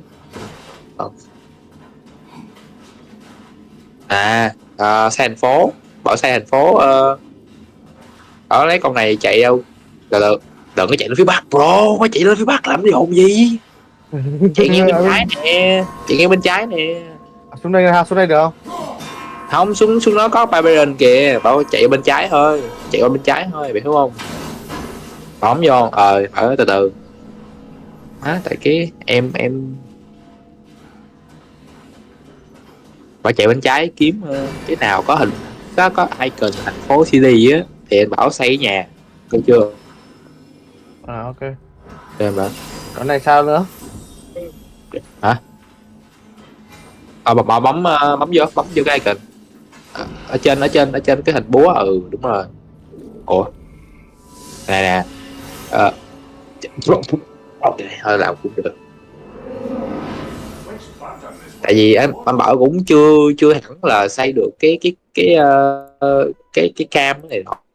The death of a LaGrange High School student came as a shock. 18-year-old Logan Steiner died a week before his high school graduation from an open prone anymore by that point towards the end of her mesocycle. Let's say the last week or two of that 7th and 8th week, you're training all right, but you're so desensitized to hypertrophy that it might not be adding in as big of a way. Anything for you on that seems off or seems like it's on something? So I think there's kind of two topics here. It's like fiber type transition with deloading, and then potential resensitization, which is a very interesting topic. There is some evidence, right, with deloading or a taper that we can see more of those fast switch fiber isoforms, in the tissues. Coming back. So, okay. Not a lot of evidence though, right, for that, but I'm not, I guess, do we want to optimize for that? Like, I think it has more of an implication for athletes. For sure. Right? But for just getting jacked, does that return to the faster fiber explain part of that? It's so easy to get your gains back, because if you're faster fiber dominant again after, let's say, 2 weeks of not training, isn't that why you get, in part, why you get big ass new regrowth gains in the first week of coming back? Because you're now a faster fiber? I don't know. I don't think so. I think you look at the muscle memory literature, right? And muscle, it doesn't have a brain. So I don't love the name. But I hate the term muscle memory. Yeah. Even I use it sometimes. I hate while I'm using it. But there does seem to be some, there is evidence to support this, in some sense, molecular memory. Sure. Of previous stimuli. And for example, Adam Sharples, I believe he's in Norway, has some interesting work on this. And there's some interesting work from, let's see, his lab's done some cool stuff on this with epigenetics. It's always the Scandinavians that do the best muscle work, God damn it. But the other thing, Mike, is just myonuclei. So this is mixed, but we were talking about satellite cells earlier. With weeks of training, let's just say there are some studies that show an increase in myonuclear content.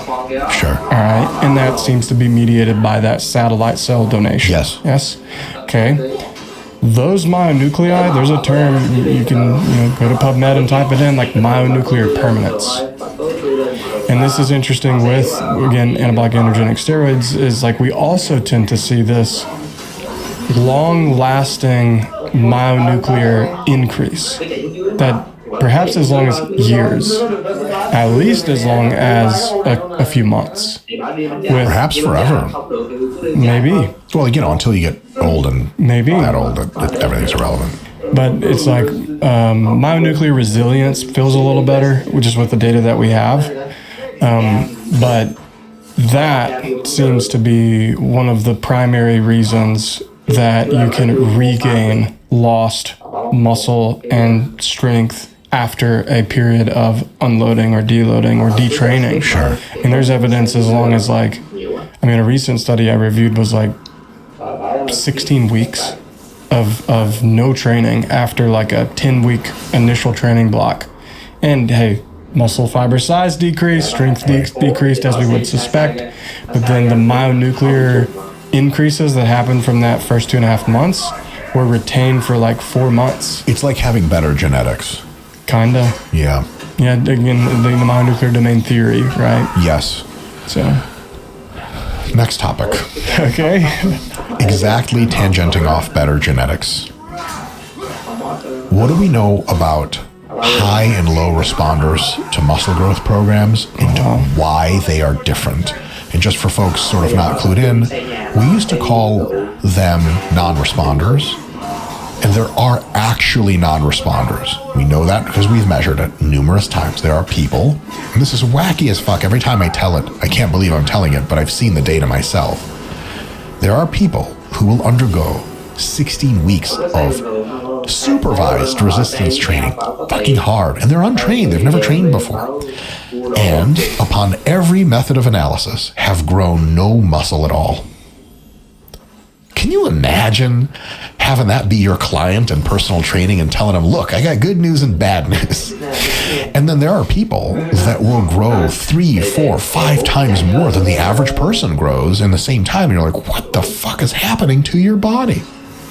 And everything in between, which is why we don't say non-responders versus responders anymore, but low and high responders to training.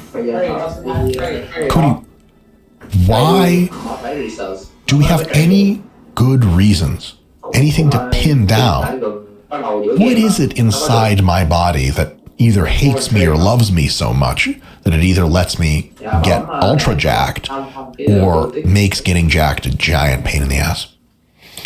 Yeah, this was still a big interest of mine, and we published 5 studies at Auburn in 3 years on this topic. Summarize for us. What are you finding? Yeah, so we already touched on some of the physiology here, right? So we hit on satellite cells.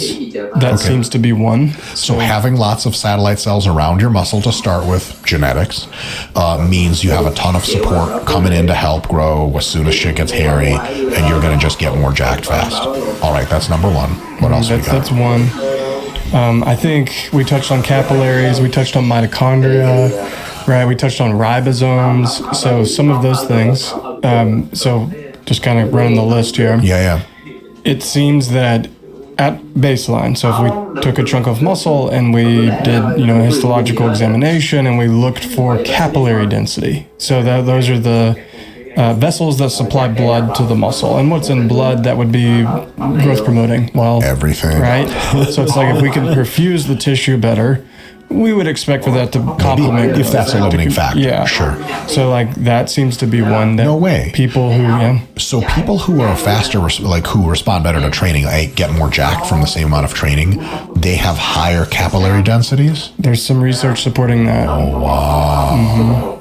Yeah. If I bear down enough, does that help me grow capillaries? You could try. I will try. With a shot. Yeah. A little harm. I think, So that's one. And that's interesting from a periodization standpoint, I think. Yeah, because then if you've been experiencing higher volume training that we know for a fact increases capillarization, are you potentiating more muscle growth later because now the bloodstream is not as limiting of a factor anymore? Or one might even consider, here it comes, cardio. Shut up. Scott, turn off the cameras, unmic this guy. We're not here for nonsense like that. What the hell? Yeah, and we do have evidence that people that are in generally better overall cardiovascular shape, I do not mean the difference between marathon runner and regular person. I mean the difference between someone who is in insanely terrible couch potato shape versus someone who moves around a bit more. If you take identical twins, the twin that moves around a bit more probably going to have better results from a muscle gain program, because like, gee whiz, their body's just better at everything at that point, including supplying the raw materials for muscle. Ribosomes, you said, were a thing. These are literally the molecular machines that build proteins. So genetics for ribosomes are a big deal, because your nucleus could be like, hey, build muscle, and your ribosomes are like, there's like 3 of us here. Right. The fuck? What's a good analogy here? You hire someone to build you a house. One guy shows up with his team of 3 dudes. Another guy shows up with 20 dudes. Who's building you a bigger house? That's a good analogy, yeah. That's right. Yeah, and that's one of the more consistent findings that's less controversial. This is actually, believe it or not, a controversial topic, I think. Only because people get butthurt about it, or because there's mixed evidence? I think the way that you analyze the data, I found people like have been really upset with us over our analysis of the data, as far as how we statistically analyze it, and in some sense clustering subjects instead of treating it more like a continuum, like taking a group of 30 people and putting a subset in low response and a subset in extreme response, and then comparing groups, as opposed to treating it like a continuous variable. And it's like, well, fair enough, and I think we should do more research and do a different analysis. And at this point, like, I'm a big fan of open science. Sure. Open science, transparency. Sure. From beginning to end. And shit like that. Yeah, all that, like, here's what we did, here are modifications that were made, here's all of the data. Yes. That you can... Raw data's dope, because you can de-identify all of it. It's not like anyone's calling anyone on their cell phone at home. I think, like, hey, I heard you were a low responder, click. You're like, I should never enroll in that stuff. And dude, now, I mean, we really, like, you know, we're talking about exercise science, which is like, obviously I'm passionate about it, but then when you get into things like the climate and, you know, curing cancer. Yeah. And things like that. Not slightly the more high stakes. Yeah, and like, man, I think we want to share the methods and the modifications, and might as well do that for lower stakes shit. Yeah, and it's becoming more popular. Like my wife, actually, Courtney, she's it's TOPS training. NASA is supporting it, and it's transformation to open science, and it's free. It's free training. It's basically education on like how to do science that's open and accessible. And I mean, I think, man, the last handful of studies, original work that we've done, we've just shared the raw data. That's awesome. That said, that aside, with like how it's, I think people from a practical standpoint can acknowledge, I hope, that people are different and people respond differently to the same stimulus. Yes. And it's for real reasons, some of which you don't have control over, like ribosomal density or whatever. Right. Cody, anything else? Sorry, please. Yeah, that said, one of the things that I don't think is as controversial as far as what's influencing the responsiveness for muscle growth is its ribosomal content increases. More of these molecular machines that translate messenger RNA into proteins. If we get more of those, we can translate more mRNAs, we can make more proteins, right? And here's what's cool, you threw out the genetics term a few times, and it's like, it turns out, and there's Dr. Roberts actually, they're working on some of this right now at Auburn, and our DNA copy number repeats. So the genes, the segments of our DNA that actually encode the information to make ribosomes, we can perhaps have different copy numbers. So let's say that you have 20 and I have 5. And we do the same training program. Well, theoretically, because you have more of these copy number variants that encode the information for the ribosomes, right? Start out. You can make more ribosomes. With the same transcription throughput, I just make 4 times more ribosomes than you do. That's cheating, bro. You gotta start testing people for ribosomal genetics. I mean, genetics, dude. Genetics matter. They matter like crazy. Yeah. You have to be nuts not to admit that. Well, it's one thing. The source code is one thing, right? I mentioned epigenetics earlier. We didn't get into that with muscle memory, the myonuclear piece, and then there also seems to be this really interesting methylation process of our DNA that seems to be retained in some way. That when you train a certain way and then you come back to it after a detraining period, the genes are the same, but the expression patterns are different. And why is that? And it seems to be, you have your DNA around a histone, and that whole complex, the DNA protein complex is like the chromatin, but it's got a kind of, it's like a, you're better at analogies, yarn around like a spool. So we need to open it up so that those transcription factors have access. Yes. Right?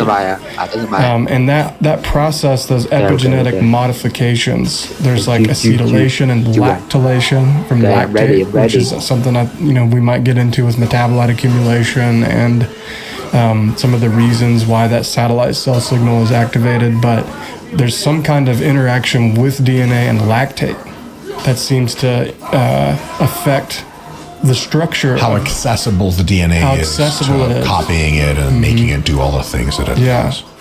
Yeah. Do you have one more genetically confirmed or physiologically confirmed difference between high and low responders for us before we catch the next time? Oh man, there's so many. But I mean, we hit some of the big ones, right? The satellite cells, the capillary density, the ribosomes. What else we got? A couple more. I mean, we found, and again, people like to, and hey, I mean, again, have a look at the data, like analyze it however you think is most appropriate. But in my dissertation, 0.00001% of the people listening will do that. Okay, fair enough. But it's like it seemed that the individuals who had more type 2 fibers at baseline that were trained in my dissertation, it seemed like they displayed a greater increase in cross-sectional area. And so perhaps that genetic predisposition to just have more myosin heavy chain 2As or 2Xs at baseline is another moderator of the response. Those are some of the big ones, man. Sure. But there's more, but those are reasons why you're small. Physiology. All right, couple more questions because we got a few really compelling. You doing okay? I'm doing good. I'm having a great time. I'm having a mediocre time. Fair enough.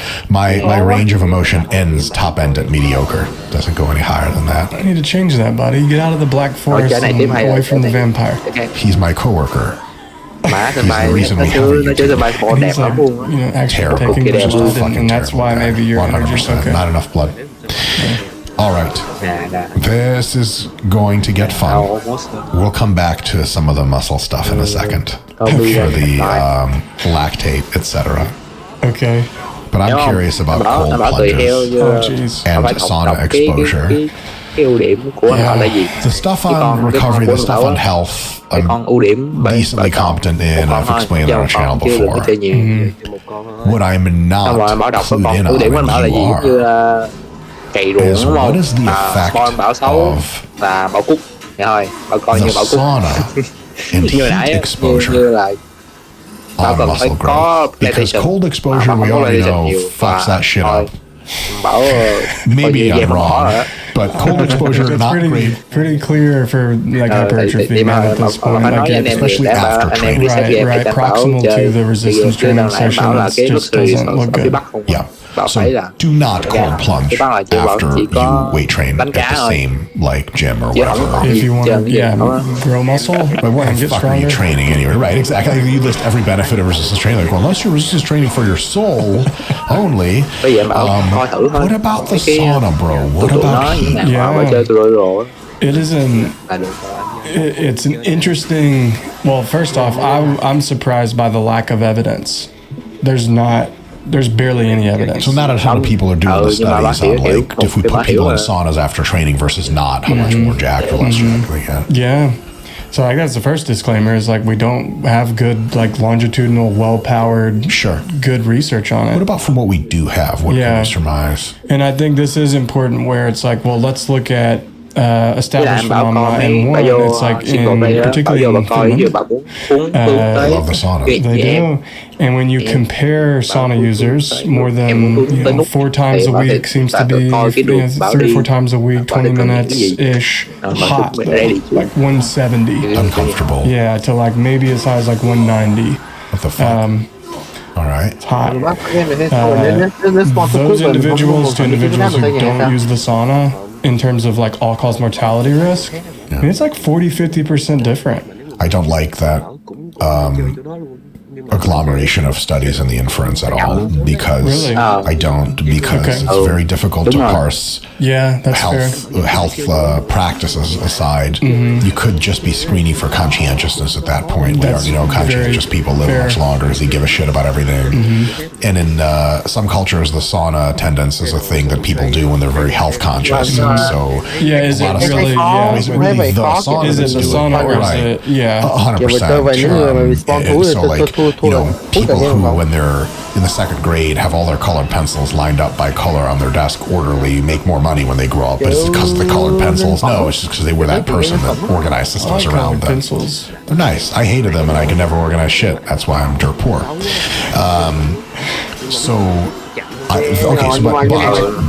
as a scientifically minded person, I have to say, the research is very interesting, and it could very well be that something about the sauna enhances longevity. But we also know that things that enhance longevity, like caloric restriction and like endurance training, are dog shit for muscle growth.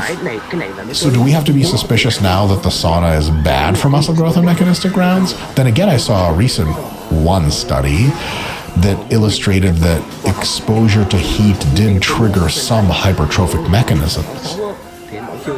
What do you make of that? We're working with like I say, that was the first disclosure, right? Is like already in a limited body of evidence, there's limitations of, I mean, any like all-cause mortality research, there's so many potential confounders. I think there's some really well-controlled things that we've learned though, like smoking is not going to be health promoting. Yeah, the all-cause mortality risk data on that, I feel pretty confident. Yeah. Not so much with the sauna. Right. Okay. Let's and just to be really clear, if you compare the research on cold plunging after a resistance training session, it's consistent. Right, from acute measures of muscle protein synthesis to like using MRI to look at muscle volume after weeks of doing it. You know, we're talking like 40-50 degree water for like as little as 10 minutes after a session can really knock that hypertrophy response down. Down substantially. Yes. Not out, but down. Down. Maybe 30%, 20-30%. Oh, fuck, really? Right? That's a lot. Scott, did you hear that shit? Give up 30% of your growth because you dipped your balls in a fucking icicle. Fuck that. That's interesting, right? Okay, and so it's like, well, why? And I think that's informative when we start thinking about the sauna. Okay, let's continue. Because one reason at least, and this has been measured, there's some research out of Leon Roberts, Australia, where they've looked at like temperature, skin temperature changes, perfusion, arterial flow. There's some vasoconstriction there, right? Like when we're really cold, the vascular response is to shunt flow to other regions of the body to direct it to keep our core temperature regular. Yes, your body thinks it's dying of the cold, and so it pulls everything into your heart, liver, kidneys, etc., and your fingers and your biceps, to be honest, are just like whatever. Yeah, and some people think that that's one of the reasons why it's health promoting. We'll just leave that there for a second, but okay, so if it's blood flow mediated, again, go back to capillary densities with response variation for hypertrophy. So if we're blunting blood flow to the muscle right after the training session, and that seems to really decrease the muscle protein synthetic response, the growth response over the course of weeks. Well, what if we enhanced it? Right? What if we increased blood flow? By putting you into the sauna. Yeah. Right? Because it's the opposite, vasodilation. And I think then you get into like, well, what is it? Brownian motion, right? Heat. It's movement. It's a movement of stuff. All the molecules. Right? And everything. And it's like, well, are we perhaps encouraging the interaction of ribosomes and some of the molecular machines that are involved in instigating the initiation, right, of translation of those mRNAs. Sure. From heat. Just make some assumptions, though, I will say. Your body's pretty good at keeping your temperature. Well, I guess the core temperature stays about the same. Yeah, the core temperature. But the peripheral temperature, even in large groups of muscles, can change pretty decently. Yeah. Okay, never mind. You and I together refuted my stupid idea I had in my head, where I was trying to be a bit cynical and saying, like, look, like, your muscles are still not fucking ice cubes when you're done training. And like, how much more heat can we heat them up to by getting into a sauna? That's a huge benefit of a sauna. Now I'm thinking about this. I'm thinking maybe we'll, Scott, we got to install a sauna right in the gym. Because bro, with our gym lighting and the fucking getting out of the sauna, bro, if you get out of the sauna with like a fucking chest and tricep pump, you got veins every fucking, it's I know, if for no other reason. Just pictures, bro. Right? Exactly, man. So yeah, I think those are some reasons. But then there's an interesting class of proteins, man. And there's at least one study that, and to be clear, there's no study that I'm aware of that shows that if you do the sauna after you resistance train for a period of weeks that you grow more muscle. So a lot of folks watch this channel. People, get on it. You want some money, hit up RP. Just kidding. Please don't do that. It's not my problem, really. I don't do customer service. No, but seriously, it would be fascinating to see. And it's not a hard study to do, to be honest. One group like is told to just chill in the sauna, and one group is told to chill in the sauna, except they never fucking turn it on. Or two different temperature conditions. That way you obviate any psychological stuff. Right. Yeah. So we need to do that. Yeah. Study. What about what is it? Heat shock proteins? Yeah. The shock part really makes it shocking. I know, right? The proteins are like, ah! Yeah. It never like ceases to amaze me. Some of the names of like molecules. They're so funny. There's one called Son of Sevenless. That's so sweet. I know. People who discover shit just have carte blanche to name it. If I discovered a molecule, instantly dildo molecule. Next. Like, Mike, it's not even shaped like a dildo. I'm like, you just don't have any imagination. Anything's a dildo if you try hard enough. Yeah, Scott says it's true. You guys, man. Oh, man. Okay. But we promise your microphone that you're close to right now has never, ever been used for that function this several past hours for sure. Good to know. Yeah, dude. So those things seem to be like molecular chaperones. They seem to help proteins go where they're supposed to go. Now, why? God only knows. I mean, it's a little, I would say, misunderstood, but that seems to be their role. Yeah. We have this synthesized protein, and heat shock proteins seem to kind of usher it to the cellular compartment that it's supposed to go to. And so that's interesting. Very. And we have evidence that people who use the sauna, like if you take tissue, they seem to have more of those heat shock proteins. So like, I think there's at least a couple good reasons why the sauna could be an adjuvant to help with promoting muscle growth alongside potential, and I use this word carefully, detoxification. I know. I use it very carefully. You hipsters. I know. But there is evidence that in sweat, right, you find things that are probably not great for us to be present in our bodies. Now, of course, toxic load makes a difference, right? Exposure, and so on. But clearance can be a cool thing. Right, and you're chilling. It's not like we're talking about... That's so important. Right? So as long as you're psychologically comfortable in a sauna, what my personal recommendation, if you want to try this out at home, let me know if you think this is decent. If you have access to a sauna, like, a lot of people have sauna access in their gym. After you finish a hard session, get your carb, protein, fluid, and electrolyte shake. Bring it in with you. Sip on your shake. And chill in there for 10, 20, maybe minutes or something like that. And really make sure you're in a posture that's relaxed. And if you just hate being exposed to heat, probably not good for the stress response. But if you could just chill, maybe get some headphones going or something like that, it might be worth a try to see if it has some kind of beneficial effects, because the kind of peripheral reasoning's starting to get interesting. Mm-hmm. What do you think? Yeah. Well, and there's some recovery data like on it where in general, subjective recovery scores, soreness, those sorts of things, sense of, perceived recovery seems to just be better if you use the sauna. Interesting. And like when you compare the potential negative effects from cold plunging from the body of literature on that to the potential negative effects of sauna, it's kind of polarized almost. Polarized opposite. My only reservation was twofold. One, no direct data and don't put your faith into this just yet. I'm not installing a sauna in my gym just yet, but it was 3 or 4 well-controlled studies and make you more jacked. I'm putting a fucking sauna in there ASAP. My only reservation is your body absolutely adores comfort and homeostasis. And after massive homeostatic disruption that is training, I have good reason to believe that the next thing you want to do is be as comfortable as possible. And maybe accessions into both low heat, high cold, and high heat environments are maybe both different versions of the wrong answer.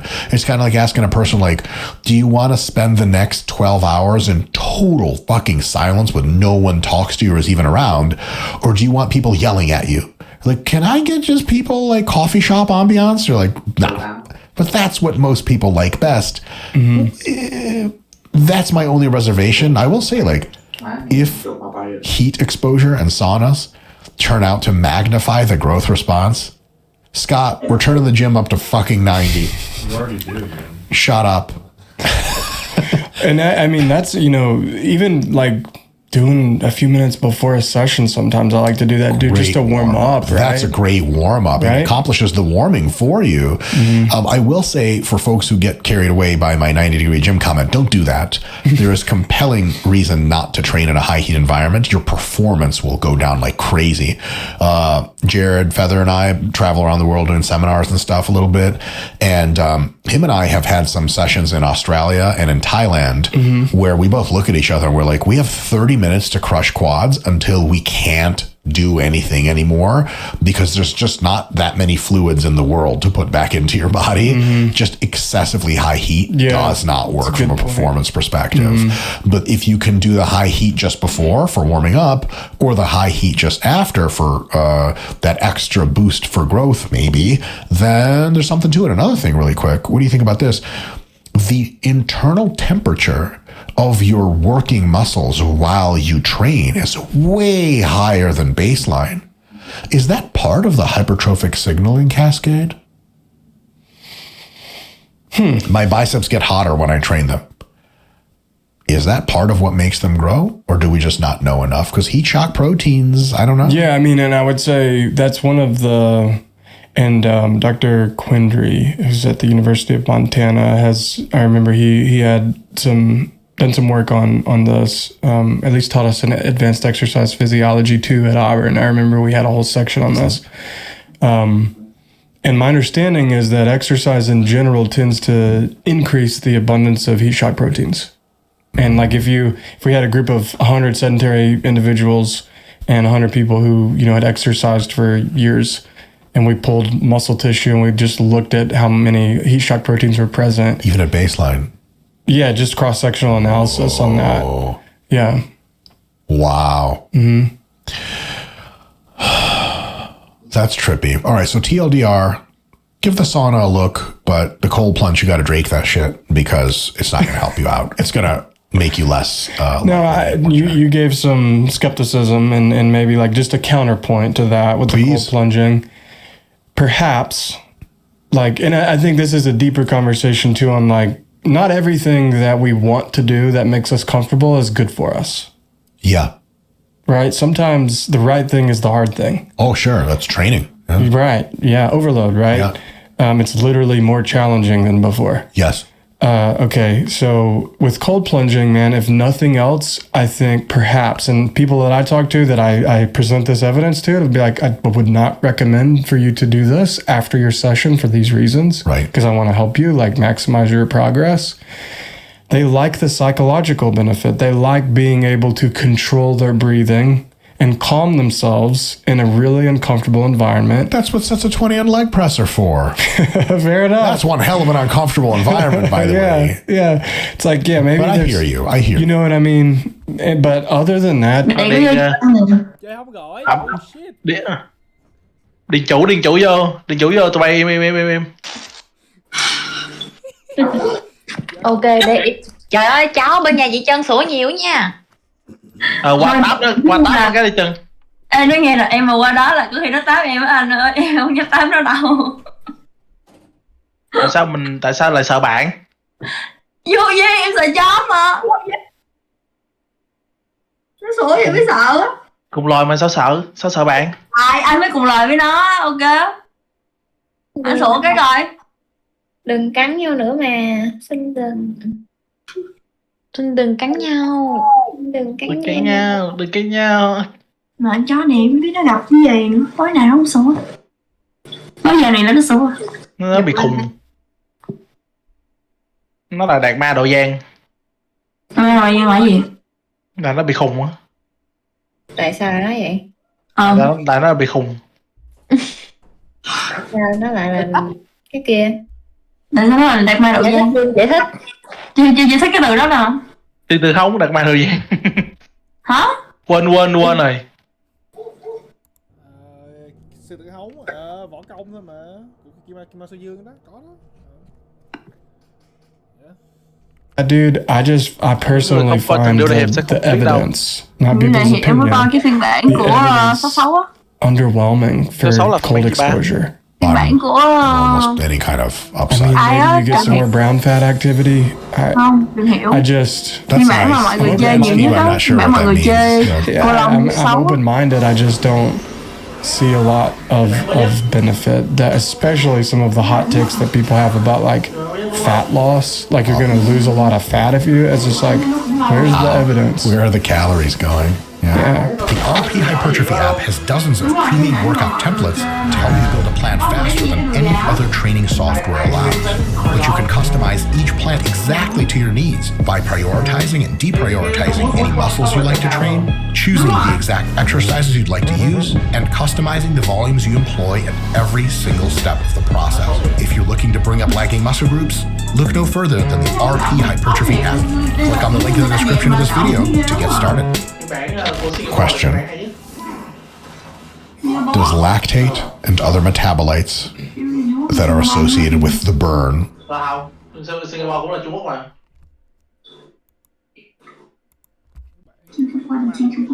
Đó có Phạm Băng Băng là đẹp nè. Coi đấy ta. Phạm Băng Băng. Lý Băng Băng cũng đẹp, Lý Băng Băng đóng cũng đẹp nữa. Lý Băng Băng hình như là đóng cái gì con nhỏ gì ác á. Gì ở Nga Mi á. Chu Chỉ Nhược. Chu Chỉ Nhược đúng rồi. Lý Băng Băng đóng Chu Chỉ Nhược hay lắm tới luôn. Ủa Phạm Băng Băng làm gì đóng á, thành ra là hẹp. Lý Băng Băng. Thằng này nãy nói Phạm Băng Băng đẹp. Nó liên quan gì? Hình như có đóng cái phim gì đó em coi, em nhớ hình như có đóng. Mà phim mà Phạm Băng đóng thôi đâu. Đóng Phong Thần.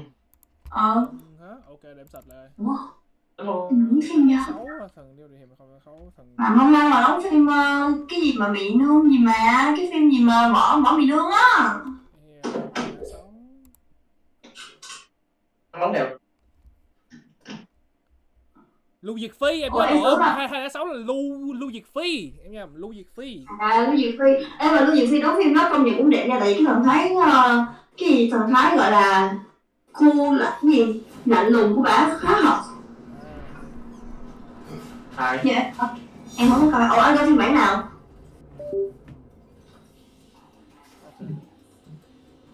Anh. Rồi. Anh coi phiên bản này anh thấy anh già, anh chắc anh coi phiên bản cũ nhất hả?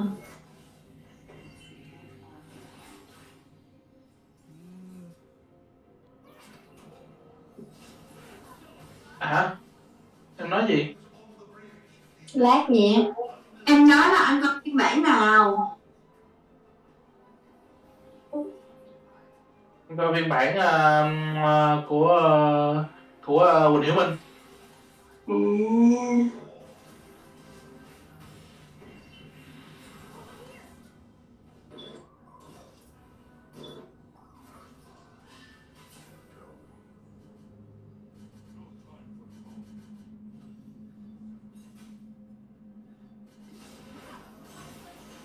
Mẹ.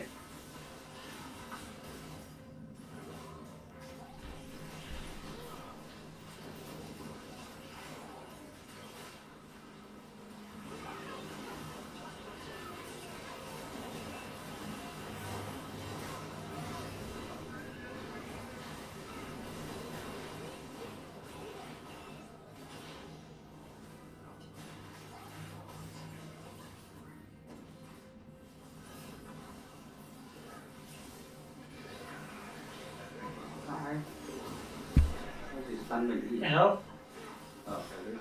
Đi nào chơi bừa gì? Hay quá. Đi vô đây bắn em đi anh. Bắn kêu điện qua kêu Vũ qua bắn anh nha. Là sao điện qua đây? Không, đi kêu Vũ. Thì nó là điện thoại Vũ.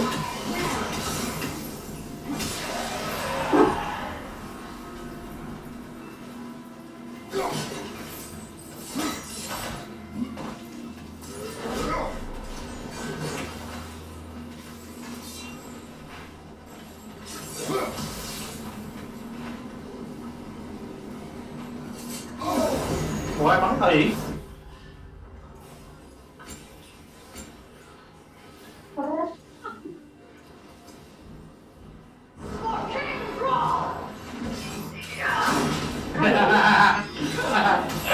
Mày ngu.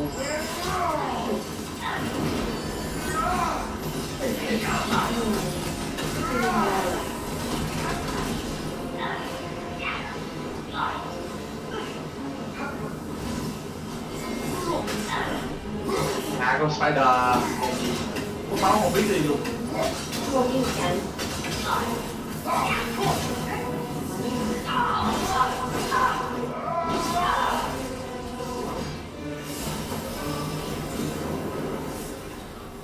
Hay quá.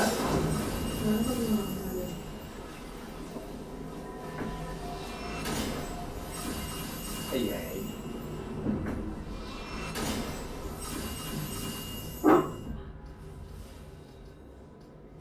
Bắt.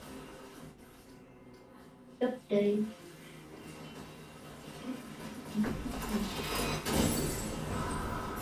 Anh bắn cái nào?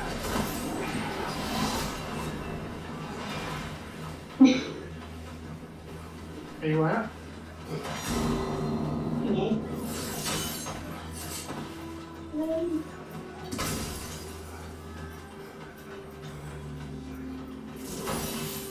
Quá chỉnh soạn quá.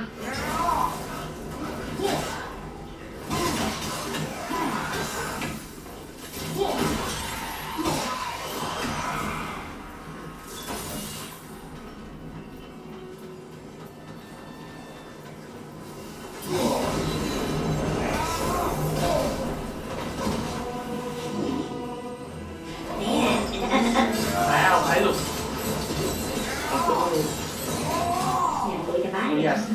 Tôi già mắt kém.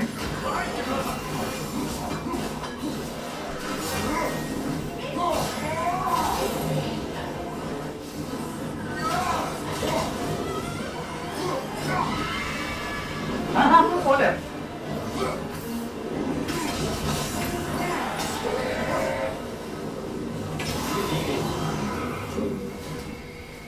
Có thằng mặt gì mà chết. Giết được đó. Thảo thì. Anh có đi sao?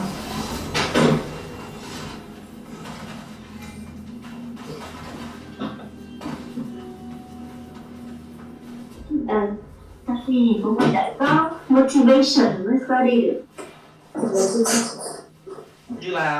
Như là hứng. Nứng. Cái đó thì phải gặp trai. Tao bắt. Ủa chứ nó không gặp trai đâu có. Nhưng mà tại sao cái đó là motivation? Không, ý là cái đó phải là motivation đâu. Tại vì anh nuôi bảo có cho nên tôi gọi là cái đó thì chỉ khi gặp trai thì nó mới có chứ giờ làm gì có.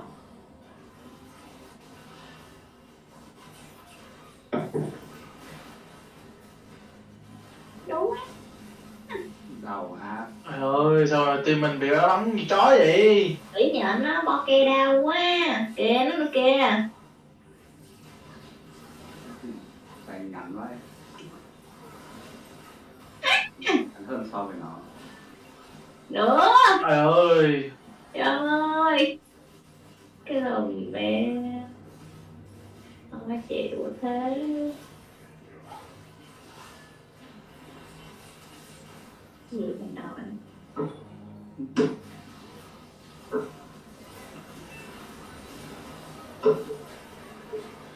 Thời gian.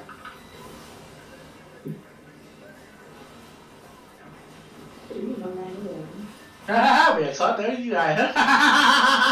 Trời.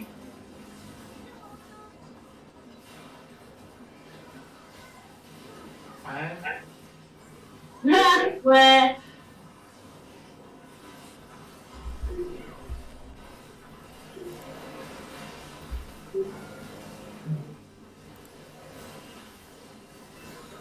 That phone's a distraction. Bộ điên vậy.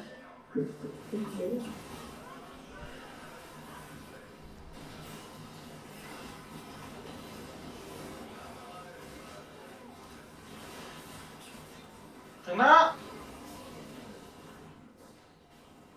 Đúng rồi, nó Đó gì mà chúng này ảo thiệt. nghĩ mẹ nó chứ. Biết né không? Không. Sao biết né được? Tại dở thì nó không nghe được. Em bị ulti không? Không, ngồi đây. Làm gì đến cái ép mạng của tôi như gì? Không, anh mở. Anh mở, mình đem ulti vào là ăn sạch. Có rồi nè. Quá muộn này. Rồi về hết rồi. Giết được rồi. Giết được tụi nó. Tao vô giết. Hay quá.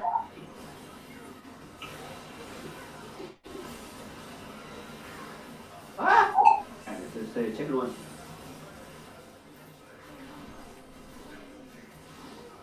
Hay quá. Ôi. Đĩ đó. Đĩ nhàn nhàn. Là bạch cốt tinh. Bạch cốt tinh.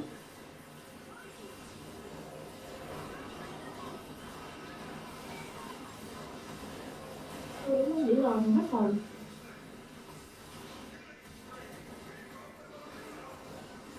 Má. Tao giết con ai hết à? Tự nhiên. Đó tao giết tao, con gà. Ừ. Quách. Chuyện gì xảy ra vậy? Ủa? Cái đó lại. Không thể có ý tí gan này.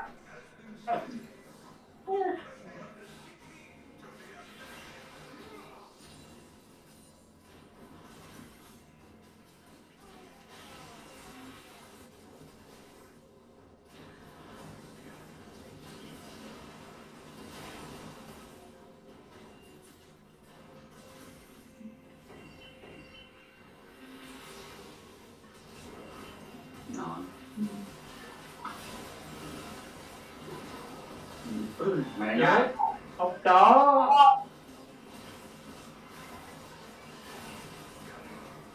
Cái gì? Con ADC đó không làm được mẹ gì hết.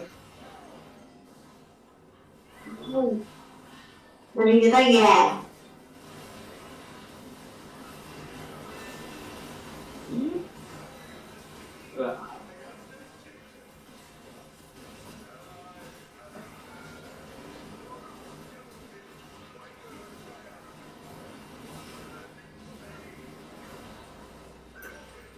Tôi sẽ mua đồ.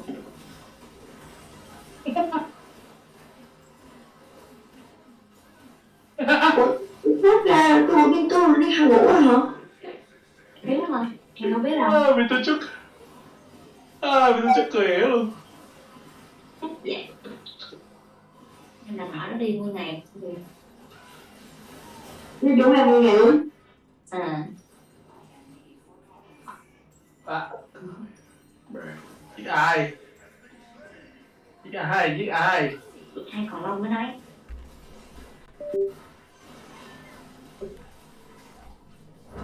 Nói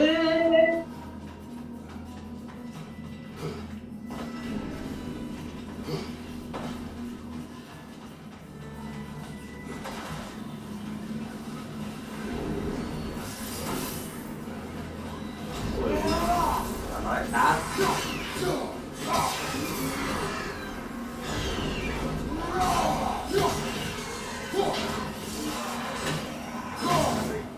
Chết rồi, chết rồi. Đồ mã video này có tôi khó chịu tới luôn.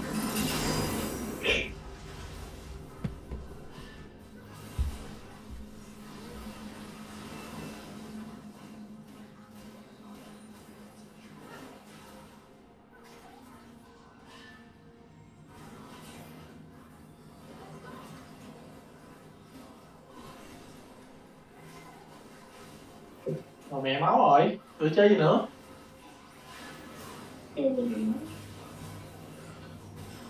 Gì vậy? Quay vậy?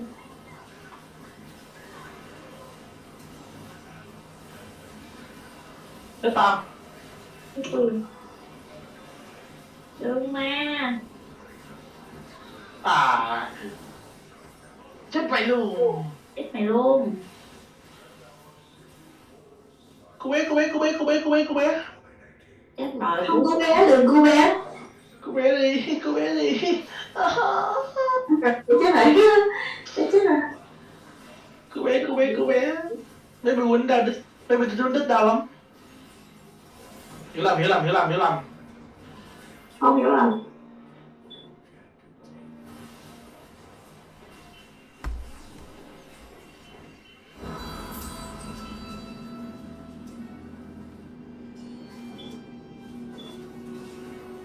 Đồ má, cái gì vậy? Chơi hút team mà có healer là tao. Không. Kiếm nói kìa. Cười.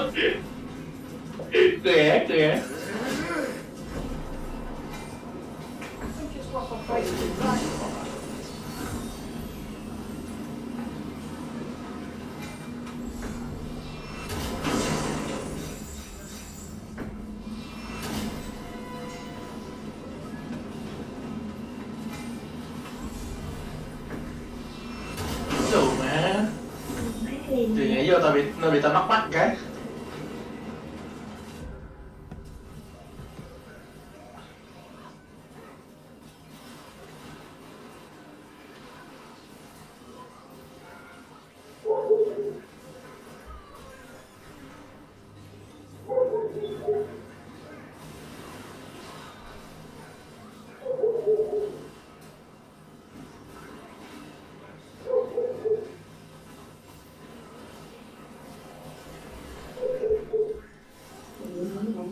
Đi, ăn máu. Chết rồi. Máu đi. Mà ăn máu là được rồi. Phọc. Đang thế.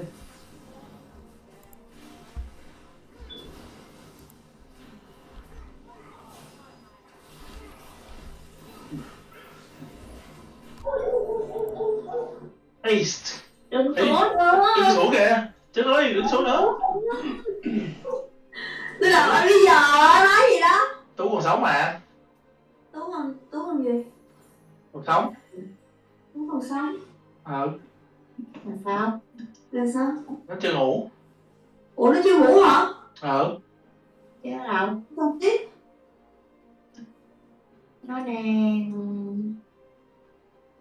Đang liêm diêm. Ủa sao biết nó chưa ngủ? Nó mới nói kìa. Đâu? Nó nói đâu? Sao vậy? À nó mới nói chuyện mà. Ở đâu? Ở đâu?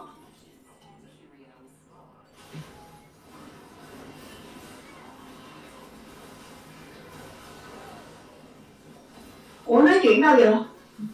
Discord. Discord? Nãy anh thấy nó cái gì của nó xanh. Cái lần nữa chàng của em. Là sao? Ý là nó online hả? Nói chuyện là nó xanh á. Ủa nãy giờ nó off lâu rồi mà. Nói em biết đâu. Cái gì hả? Anh nói ai Cái vậy? gì con chó stupid là có ai? Con chó Scooby là của Son. À. Của một con chó.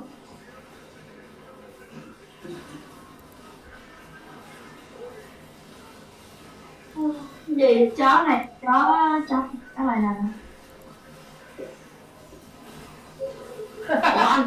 Ủa anh xin lỗi bắt cam rồi anh. Tiên lộ. Kế tim. Phải đi. Rồi, nãy rồi cam thì bắt cam rồi. Dù Duyên. Tôi on máy rồi. Ủa, sao làm gì trong đó vậy? Đấy nha. Chơi game new win. Đừng nói trận mới, trận này dễ quá. Tự nhiên có support carry ở đây mà. Nhưng Đánh nữa bọn nó có thắng nữa đâu.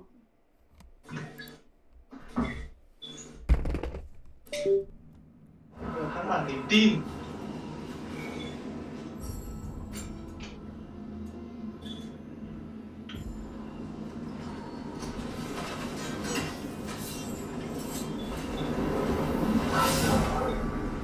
Ê, đừng ơi, xuống đi. Ê, nhầm, im đi. Welcome back. má, anh đừng nói gì nè. Đừng xuống mà. Mất chơi quá hay. Mời. Vô đi thôi. Chơi 2 game. Ghê vậy sao? Giống như phải cờ vậy, má gì chơi game này chơi game kia. Thì tập trung cao độ. Mày mới đánh thắng con boss game bây giờ đang còn boss. Be ready. Đi mặt máu liền. Em nói chó sủa to dữ vậy? Sủa nè. Chó sủa có gì đâu. Chó sủa nghe nhớ người cũ. Mình nói chuyện bệnh vậy. Chó sủa mà nhớ người yêu cũ. Cái này sướng lắm. Nghe không? Hóa ra em phải là cái gì đấy mới yêu được một con trò đúng không? Nói gì vậy? Nói gì vậy? Là bí chó. Cái là Ý, ở chốt, cho xin cho chốt. Ơi. Cảm ơn bạn Sơn nha. Ok. Rice. SKT T1.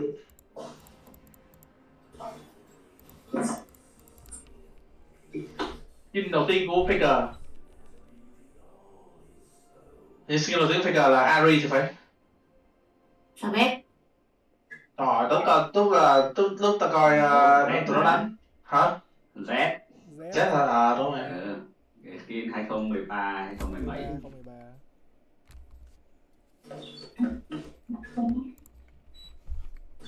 Thư ghiền coi tụi nó đánh mà lúc với Meda đánh buồn ngủ á.